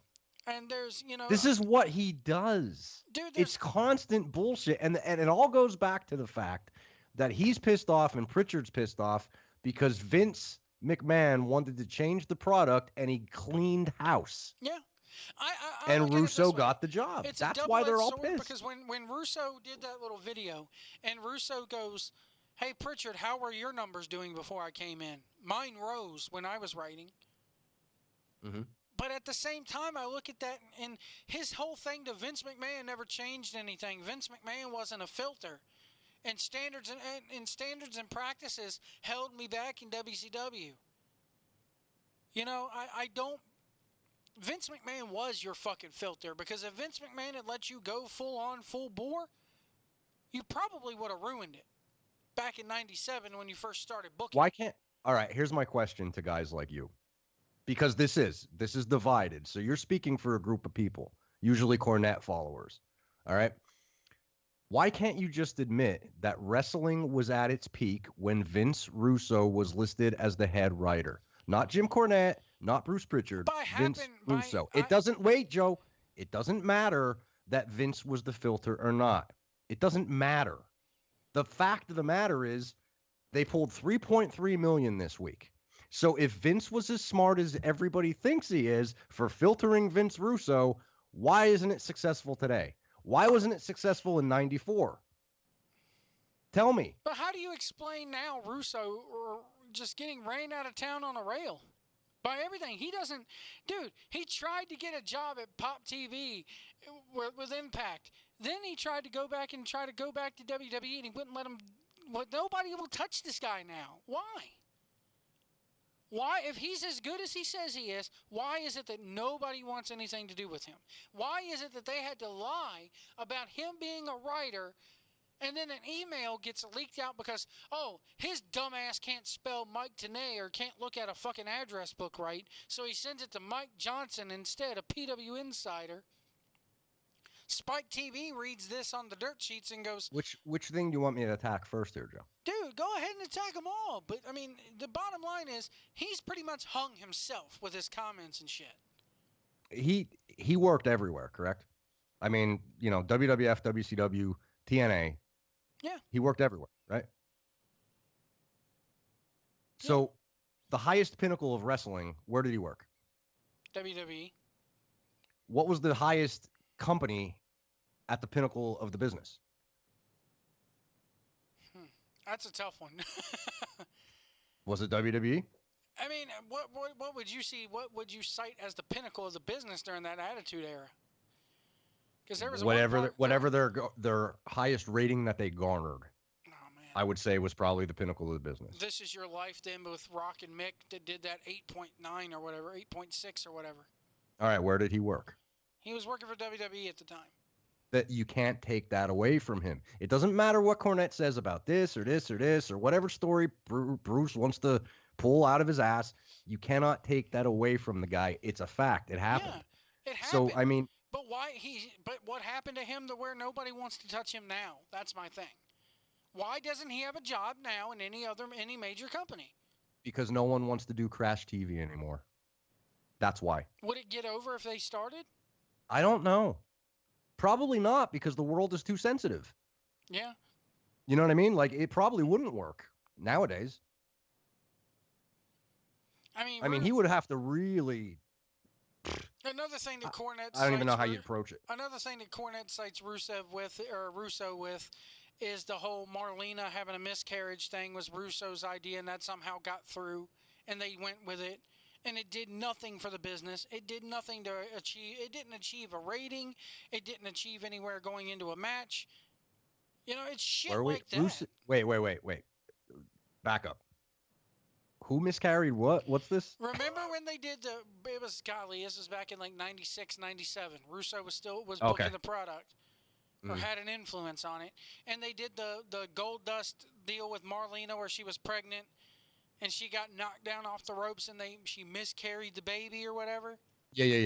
Did that do any? That's a Russo idea. Did that do anything to further the fucking storylines? Joe, you're picking out failures from the guy. He's not perfect. I'm not saying he's the perfect booker. But what I'm saying not is, everything was perfect in the here's Attitude the thing, Era. though. A lot of it, Joe, a lot of it was bad, but you cannot change the fact that he was there when they were pulling in a 9 rating. Because out of 15 shit ass ideas, Vince McMahon managed to pick out the 2 or 3 good ones and ran with them. But who wrote the idea, Joe? McMahon didn't write it. But McMahon didn't write it, but he had final say.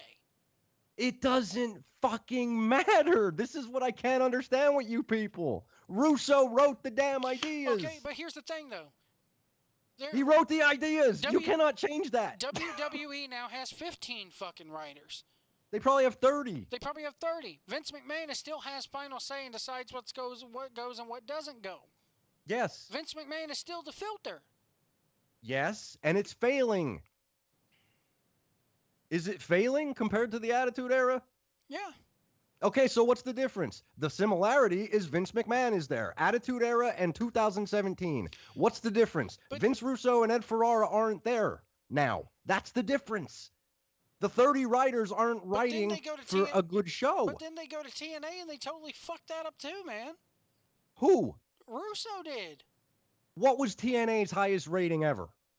What were they pulling in? 2 million people? Who was writing that shit, Joe? Bruce Pritchard is there now, and they are pulling in not even 300,000 people a week. That's because. Oh, that's because what? That's because what, Joe? That's your other guy, Pritchard. Well, did Cornette work in Ring of Honor? How were their TV ratings, Joe? You can't argue numbers, Joe. It's history. It's written. You can't argue it. Cornette can't argue it. Bruce can't argue it. And Bischoff can't argue it. Bischoff tanked WCW. It was dead before Russo even got there.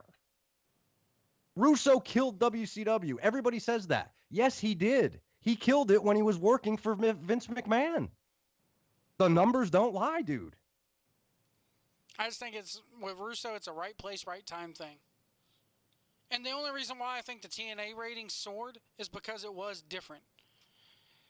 Kane Justice in the chat room. Jesus Christ, don't you people ever sleep?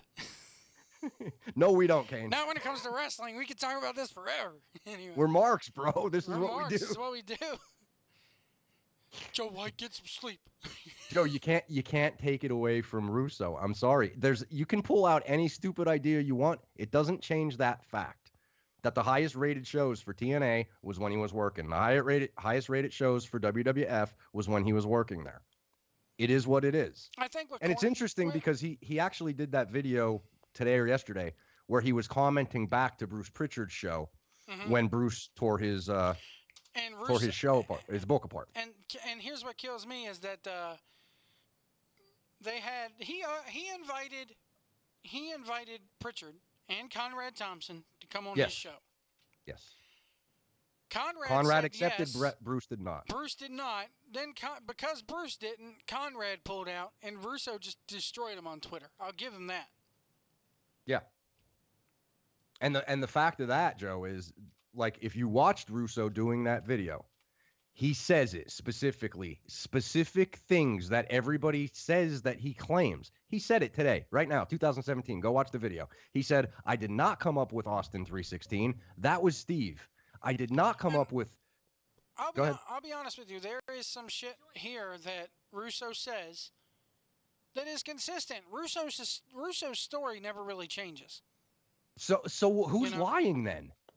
I look at if he's this bad for wrestling and he's the most consistent guy, then how is it bad? As far as the Bruce Pritchard thing goes, I look at it this way.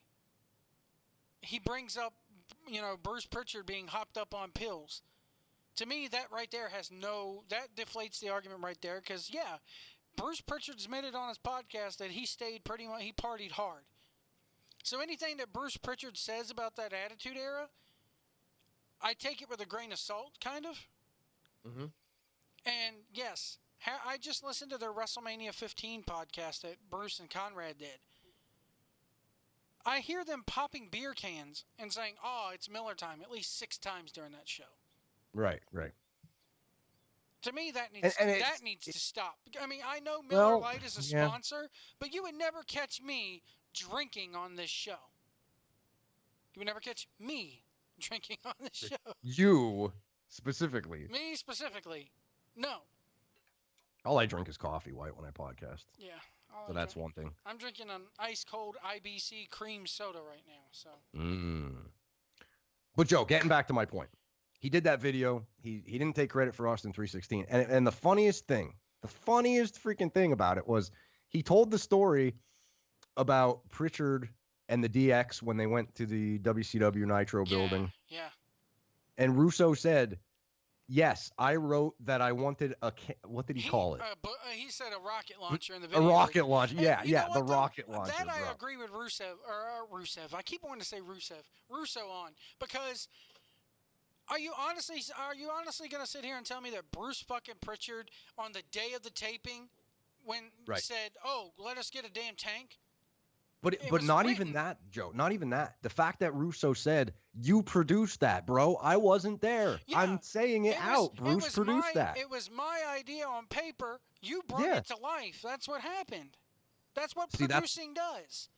See, that's what I like about Russo, because when he talks about it, he says it in a logical order, and it tells me that he's telling the truth about it. I just think because that's the setup, man. Bruce would go produce the segment, which he did. At the end of the day, this whole deal with Cornette, though, is the same. It's the same beef that Cornette has with the Young Bucks. It's the same beef that Cornette has with Kenny King. It's the same beef that he has with Kenny Omega. That, yes, while he does like Kenny Omega, he's a hell of an athlete. He lied about a damn injury in Ring of Honor.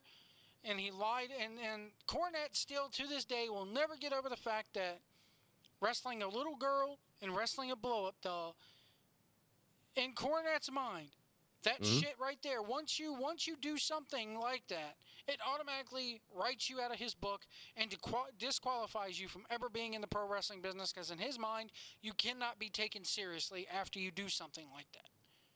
He says the same thing about Joey Ryan as well. Can you ever take Joey Ryan seriously again with that dick spot that he does?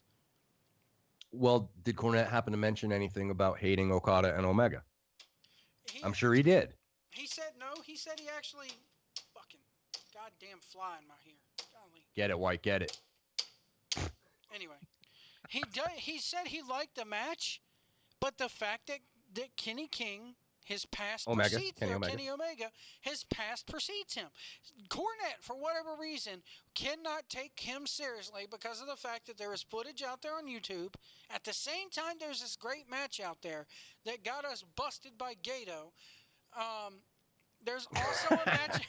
There's also a match out there of Kenny King wrestling a 13-year-old or 9-year-old girl, and there's also footage out there of him wrestling a blow-up doll. At the same time, where Young Bucks can have really good matches at times, there's still footage out there of them super kicking an 8-year-old boy for his birthday.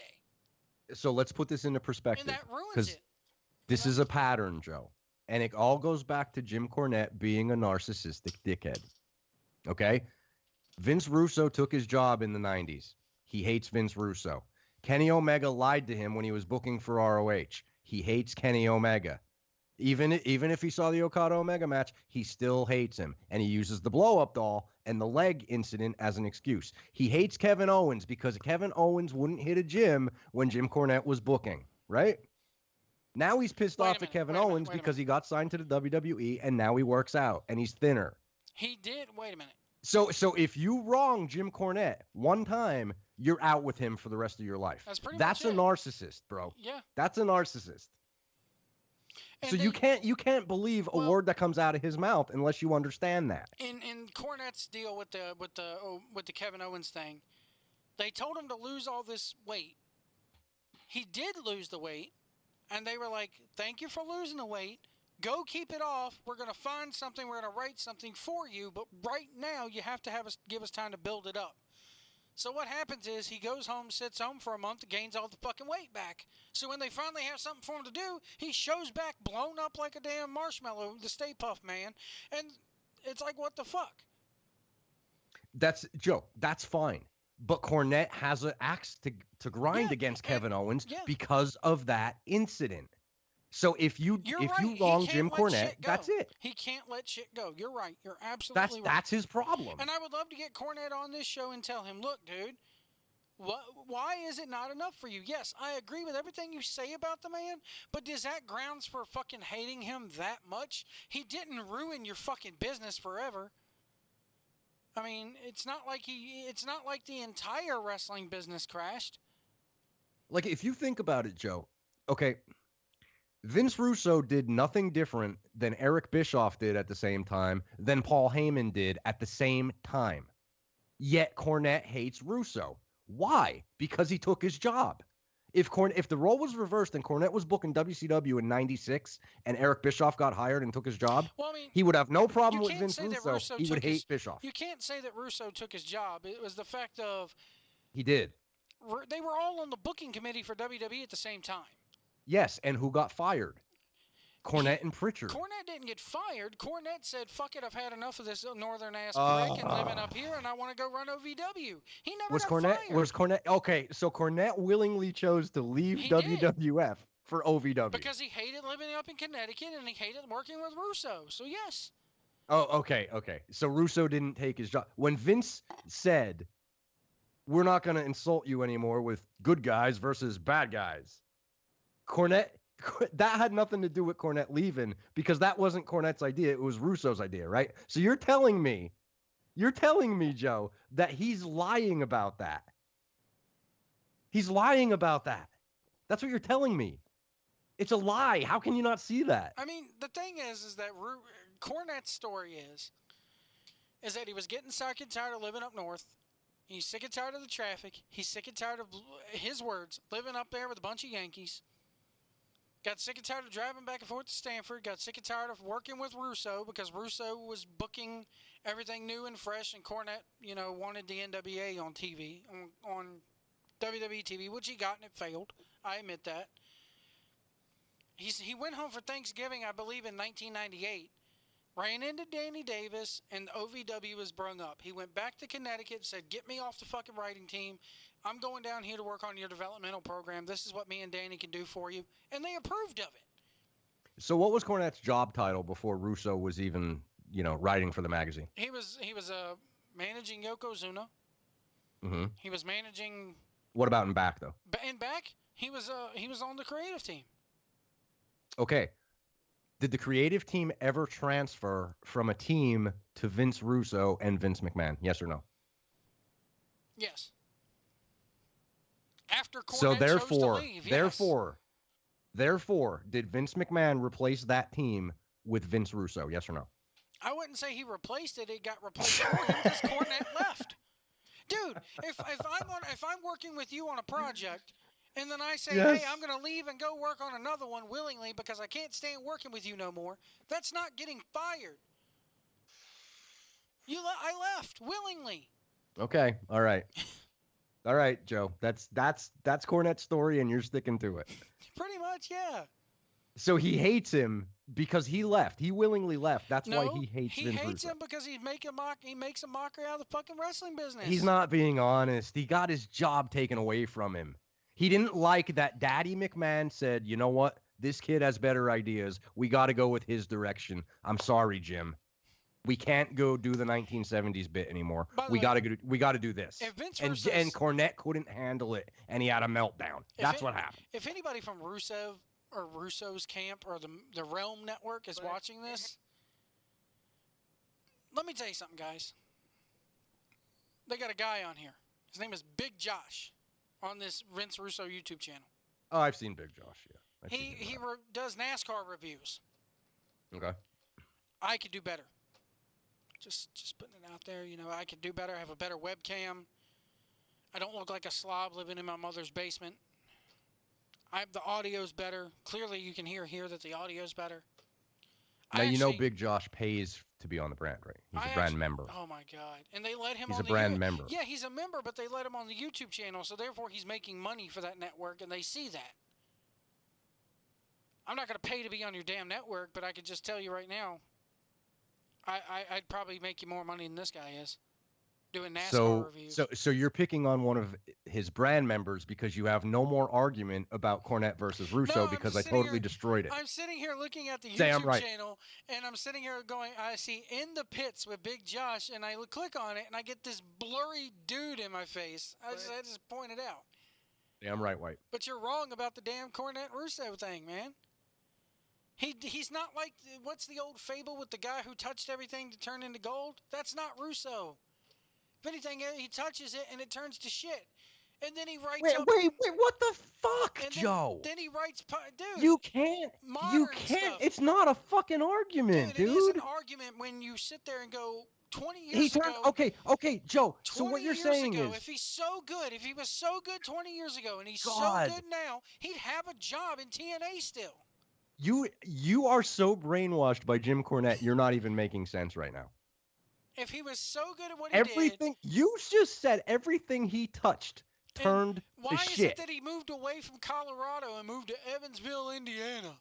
Because his wife got a job there. You don't listen to his podcast, Joe, so why are you making shit up? Listen to me. You just said everything he touches turns to shit. You said that 30 minutes after I just wait. Modern era, like today. After I just went through numbers with you, you're gonna say that he turned it to shit. 98 doesn't mean shit today. The business has changed.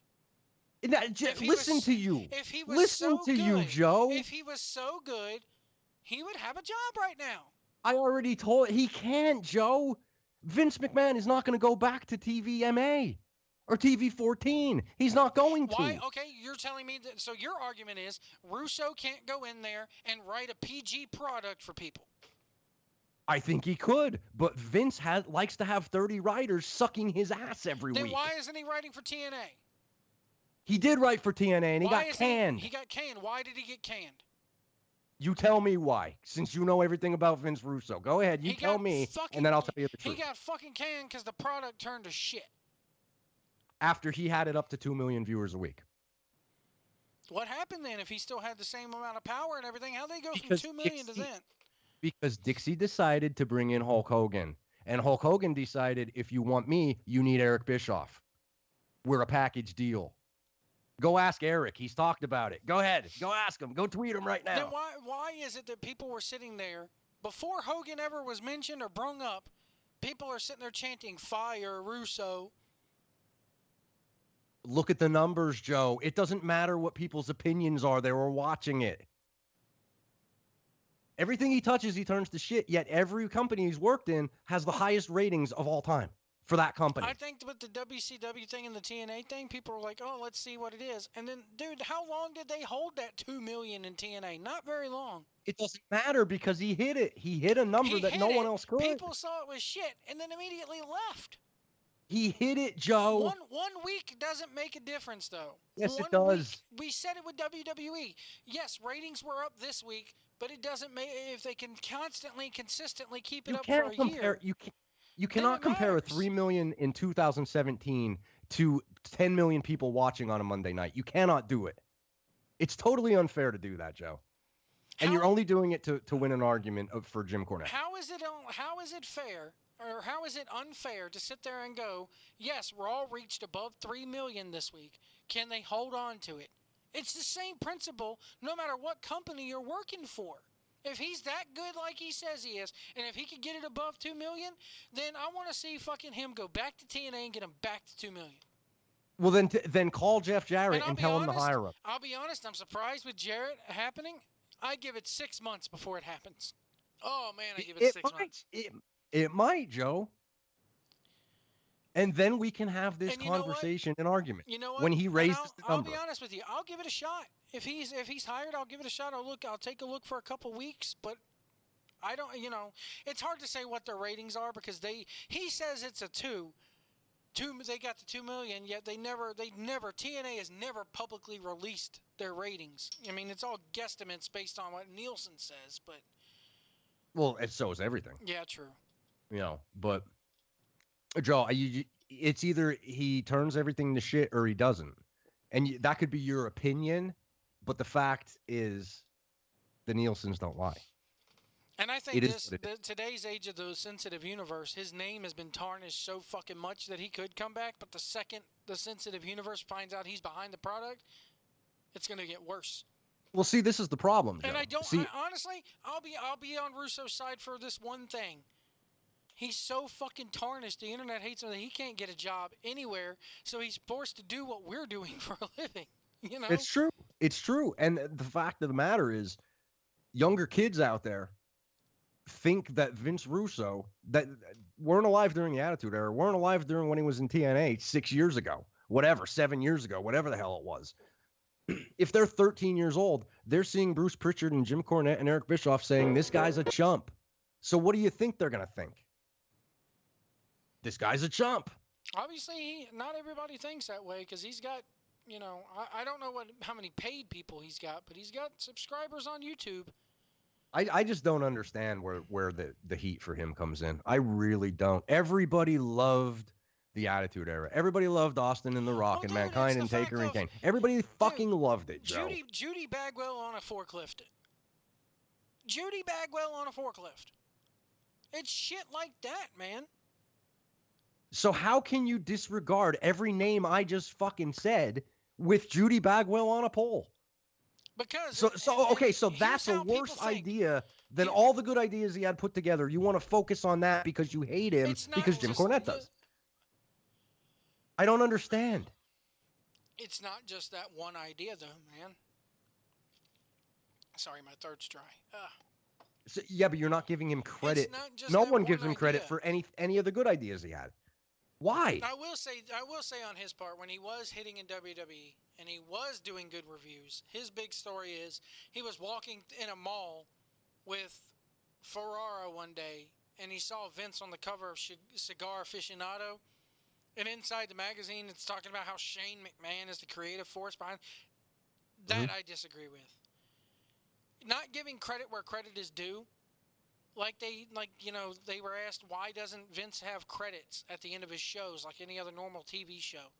It's because Vince never believes in it. Well, WCW had credits. Granted, half the names on those credits were Eric Bischoff, but they had credits. Not honestly, during that Attitude Era, when there was no internet like there is now, I didn't know Russo was writing their fucking program and shit until like 99, 2000.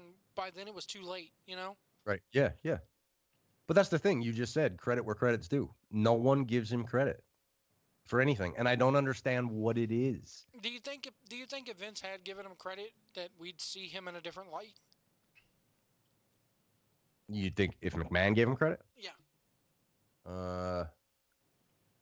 All those years ago, if instead of on Cigar Aficionado, and if it ain't Shane McMahon, it's, we got these two writers, Vince Russo and Ed Ferrara. They do a good job coming up with storylines for us and everything. If it was something like that, maybe it'd be even better, but. Maybe, but I know the talking point. It's David Arquette. It's David Arquette. He destroyed WCW. He booked himself as a champion for 2 days. I get it. I know. Judy Bagwell on a pole. Yeah, he didn't do anything good. It's just all the negatives you can pick. Pick out the handful of negatives. It's just not true. I can't see one thing that was good about WCW during his run. The fat chick Thrilla, Mike Awesome. Come on, dude. Come on. I thought it was all awful. His WCW reign was all awful, but I gotta say, Joe, it was done already. The damage was done already, and it happened on Eric Bischoff's watch, and people don't realize that. He honestly got sold. They talk about he called up Pop TV and basically said, "Oh, you bought TNA, you just got sold a bill of goods," and then he did the same thing to Anthem. Apparently, he's already been in touch with the people at Anthem.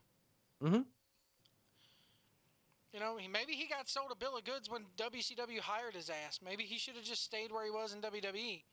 Well, he was. And I do believe him about the story of Vince telling him to go hire a nanny for his wife and his kids. That's I could so see I that. could so Yeah. see that happening, and that's fucked up. I think his big mistake was thinking that he could pull WCW out of where it was. Mm-hmm.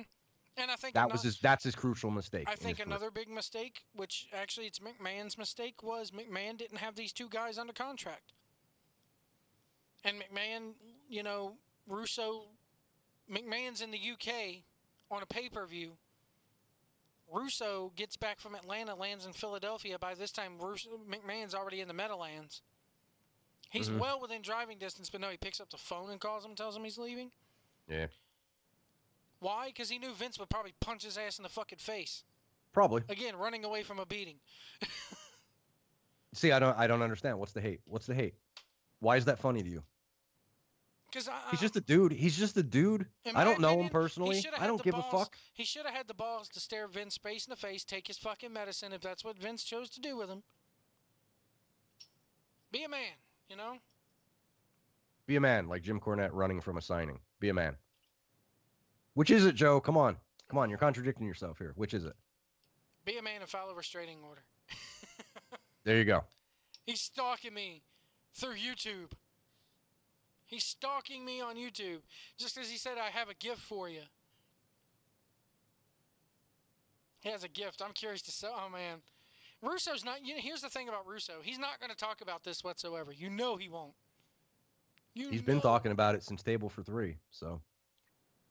No, I'm talking about this restraining order. It's never going to get brought up. Oh, he's going to have to. Not, if you not, like not you for said, free anymore. Not for free anyway. You're going to have to pay to hear it.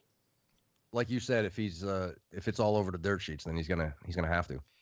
I guarantee you, Russo either makes people pay, puts that on his paid podcast on Podcast One or whatever, or he just no sells it completely. That's not how he runs his shit, dude. Cornette, however, you're assuming. Again, because Vince Russo is a bad guy, you're assuming that he operates one way, but it's not true. So this is what he does. So you think he's gonna sit there and be like? Can I explain this to you? I filed the restraining order because I truly believe that Cornette's going to come over here and shoot me. Let me explain this, okay? Because you just think he's a bad guy, so I guess I have to tell you what he does. Remember when we had the ctpnnow.com? Mm-hmm. Okay, this is what we would do. We would charge people, whatever, $2 for the month. Your show would go up Monday. People would get it that subscribe. For the $2 a month, they would get it Monday. Then we would turn around and take your podcast and plop it on Podcast One 2 days later for free. That's what Vince Russo does. Okay. Do you have any questions about that? So everybody will get to hear it. He's not going to edit it or anything like that. Everything he does is on Podcast One for free. It just comes out later than what he puts it out if you're paying for it. I'm going over to Vince Russo brand, RussoBrand.com. Apparently, Bischoff hates him, yet Bischoff has been on Russo's podcast before. Yes, he has. That's why I don't get the hate with Bischoff and Russo, because those two work together, and those two pretty much, like you said, that team right there, when they tried to bring him back in, and they stripped all the titles and everything like that. Mm-hmm. Which is another contention that Russo made, or that Pritchard made on his podcast, that when Russo came back in 2002. WrestleMania just happened. That was 18. So that when Rock and Hogan, Triple H and Jericho for the title. Brand split was just about to happen. Okay? Mm-hmm. They brung Russo back. Russo was an employee of WWE in 2002 for like 2 weeks. Yep. He was in the writers' meeting. Mm-hmm. They wanted to give this guy a chance. He's told this story. But he has no idea. I can't wait to hear what you say and then what I heard him say. This man just asked. He has no idea what just happened at WrestleMania. Why would you go to work for a company and not be caught up on the product? He was hired, right? Yes. So why is that a negative for him? Again, you're misplacing it because honestly, you should be mad at Vince. You're right. Because you should be mad at McMahon for that. If I'm interviewing the guy, I'd be like, hey, are you caught up on the product? And if he told me no, hey, take 2 or 3 weeks, get caught up on the fucking product, then come in to meet the writers. Okay, now where is it coming from that he wasn't caught up on the product? It's coming from Pritchard and everybody else because he had no idea that WrestleMania had just happened, had no idea that Jericho and H were in the main event. Okay.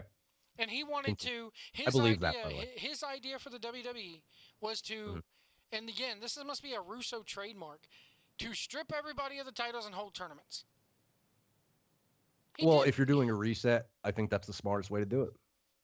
But it was 2002. They really didn't do it. They were still cooking at that point. The brand split was just. I mean, the brand split would happen 2 days after WrestleMania, or 2 weeks after WrestleMania 18 is when they did the draft. Yeah. They were still on fire at that point. They really, and I know people say I'm full of shit, but when I asked, if I was to sit there, and I may do this, I had this idea in my head the other night. If you called 10 random people and asked them, do you watch wrestling? The most common answer you're going to get is, no, but I used to. Yes. Well, why'd you stop? Well, once they bought the other company and then they split the things up, it just got hard to follow after that. It's not Russo's fault, but that's the most common answer. So you're going to further that kerfluffle, that confusion that the fan already has, by then pushing the reset button, stripping it's TNA. It's what TNA does now. When you have a rider come in, Joe, you have to reset because you're working with somebody else's failing product. So you have to fix it. They didn't reset in 97. They didn't reset when Russo got on the creative team. They didn't strip everybody they pretty much did, hold a tournament. They pretty much did, Joe. They didn't do tournaments, but okay, so you just said Russo's calling card is doing tournaments. They didn't do it in 97 when he took over, which you just said. Because Vince stopped his ass. That's why, probably. Oh, my God. What point are you making with this? In fact, they did do a tournament that year. They did it at Survivor Series 98. Because that's when The Rock turned, or 90, was it 98 or 99? 98, I believe, because that's when The Rock turned.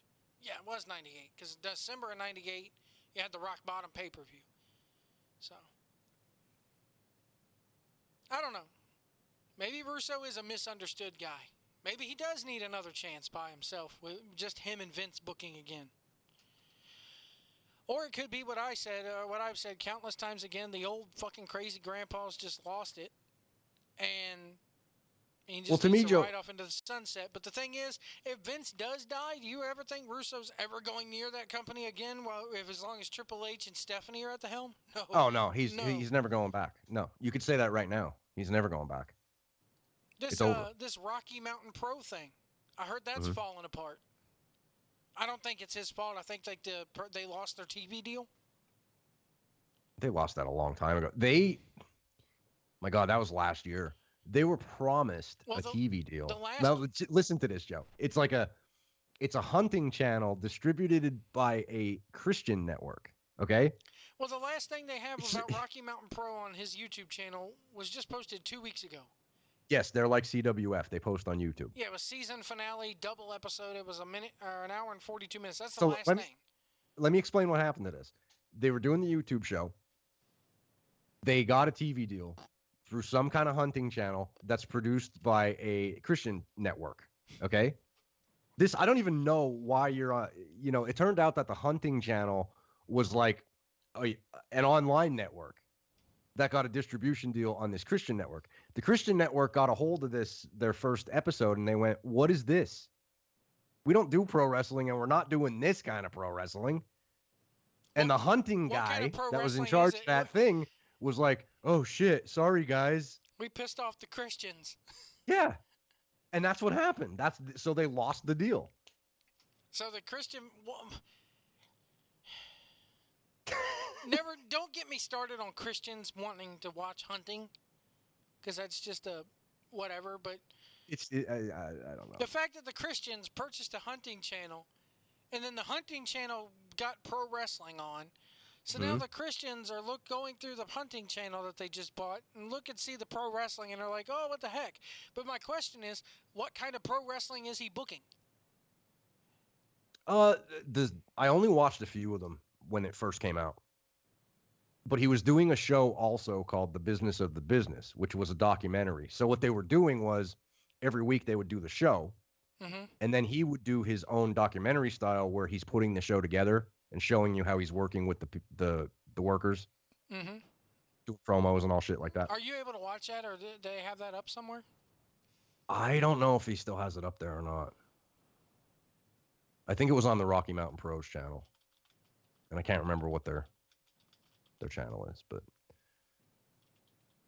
some of it wasn't bad. I mean, it was all right. It wasn't as good as CWF, but it was, you know.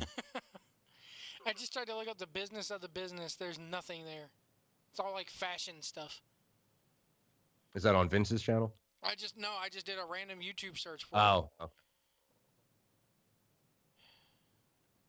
Yeah, they might have pulled it. It was a while ago. But it was cool to see, you know, him working with a guy trying to get a promo cut and all. This thing, well, there's a documentary out there, or shoot interview that Wade Keller did. It's called Ultimate Insiders, and like I said, disc 1 of it is WWF, disc 2 is WCW, disc 3 is like a hodgepodge of ECW and extras. And one of the things that they show on this is a indie promotion in California brung those two in to do a show, and they documented the whole process. And he has Human Tornado turn heel. Human Tornado turns heel. And then what happened? Well, they didn't really. They were only brung in for that one show. They go off and with Tornado and cut a backstage promo where Tornado's talking about or trying to act like a rich street pimp, and it just didn't go over at all. The promo was okay because it's Tornado and he can make chicken salad out of any chicken shit. But the theory of Human Tornado turning heel in Southern California just made me scratch my head. I mean, like, you have no idea who this guy is. You had no advance on who this guy is coming into the show. You didn't do your homework at all. You know, it's just... Yeah, but, dude, you got to understand. Like, if you're bringing Vince Russo in to book one show for you just to get a pop, you know... Maybe it's the promoter's fault, but if I'm the promoter and I'm bringing him in for one show, I'm at least giving him a little bit of background of who this guy is, and I'm sure the promoter did that. And he even had to sit there and ask Human Tornado, what's your gimmick? How'd you get the Human Tornado name? Oh, it's from Dolomite and all that. And Ed Ferrara was like, oh, yeah, the blaxploitation films. I got all that. Yeah. Russo just stood there stone-faced. Well, then that proves that he didn't do anything right in his career. Here's a guy who owned a video store and doesn't know what Dolomite is. There you go. He sucked as a wrestling booker. There you go. That's the proof of it right there. That's it, Joe. So anything he did in the Attitude Era to pop those numbers, throw it out. Did you send me something on Skype or? Yeah. What did you send me? That's the first episode I found. I don't know if he has it organized in a playlist or what, but that's one of them. I don't have anything here. Hold on. Did you send it to me in an IM? Oh shit! Which one did I? Yeah. Oh, there it is. You got it? I have to watch this tonight. I don't care about any of... Oh, God.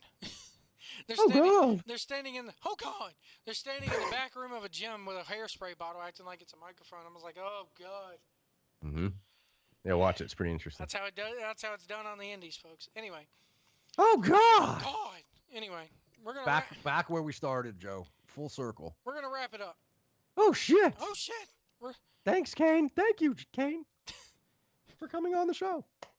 They should thank us for a T-shirt idea we gave them tonight. But yes, thank you to Mr. Kane Justice for coming on the show. Be sure to catch him this Saturday. Here's what kills me is they're going Saturday here in Virginia, and then they're driving from here overnight to Indiana for a tournament. It's him, Jeff, and Grant, I think, are all going up there for some tournament up there. What is it about tournaments in wrestling? What is it about tournaments, Indiana, and Vince Russo? Oh. Is Russo the one booking the tournament? He might be. Oh, joy and jeez. Best booker ever. Oh, God. Russo and Stutz working together. Oh, shit. Oh, shit. Let me tell you something, Kane, bro. Not only are you going to come out there in the gi and the black belt and the kick pads, We're gonna put a fucking crown on your head too. We're gonna put a headband on you, just like Daniel LaRusso in the Karate Kid had, bro. Cause you know where LaRusso is from? New Jersey, which is kind of like my neck of the woods, bro. Bro, why don't we put you in a bear costume, bro? Because that's better, bro. True. Hit the music, White. Although this week the bear costume thing went over better than I expected. You know what White, we're gonna one do, of these bro? days we're gonna have to finish this You know what we're gonna once do, and bro? for all. Bro, you know what we're gonna do, bro? We're gonna do like they did with Judy Bagwell. We're gonna put Brad Stutz on a forklift, bro. Kane Justice on a pole match. I don't know. I'll beat you for Stutzy. I'll save Stutzy off that forklift. I would too. Can you just imagine as that forklift starts to rise, the look on his, oh God. Dude, that would be genius. And then you know what we're gonna have? We're gonna have Grant Sawyer come out of a box because according to Cornette. Now Cornette's not without his flaws either, because Cornette's the thing going. Anything that comes out of a box is funny. Yeah. Oh yeah. He loves the box. Don't you think it's funny that in the span of a month, they've had something on a pole and they've had something in a box on WWE TV? Yeah. I think they're trolling. Dude, again, it goes back to what Stutzy said the other night. They're trolling everybody. Howard Finkel sitting there in the damn tower going, Vince, come here. You got to look at this, see what these two jackasses are doing that used to work for you. Go ahead. Probably. And that's the bottom line to this, is that Vince is still sitting in his ivory Titan tower laughing at both of them. Mm-hmm. So we're hitting the music. Well, you can't take that away from them. No. I think they're both. Maybe we can agree that they're both being jackasses on this. All right, I'll go with that. All right, folks, we're getting out of here. We'd like to thank Mr. Kane Justice for coming on this week. We'd like to thank Grant Sawyer and Mama Justice and everybody else hanging out in the chat room. And we'll see you at the Sportatorium. I'll be there this Saturday. Come up and say hi.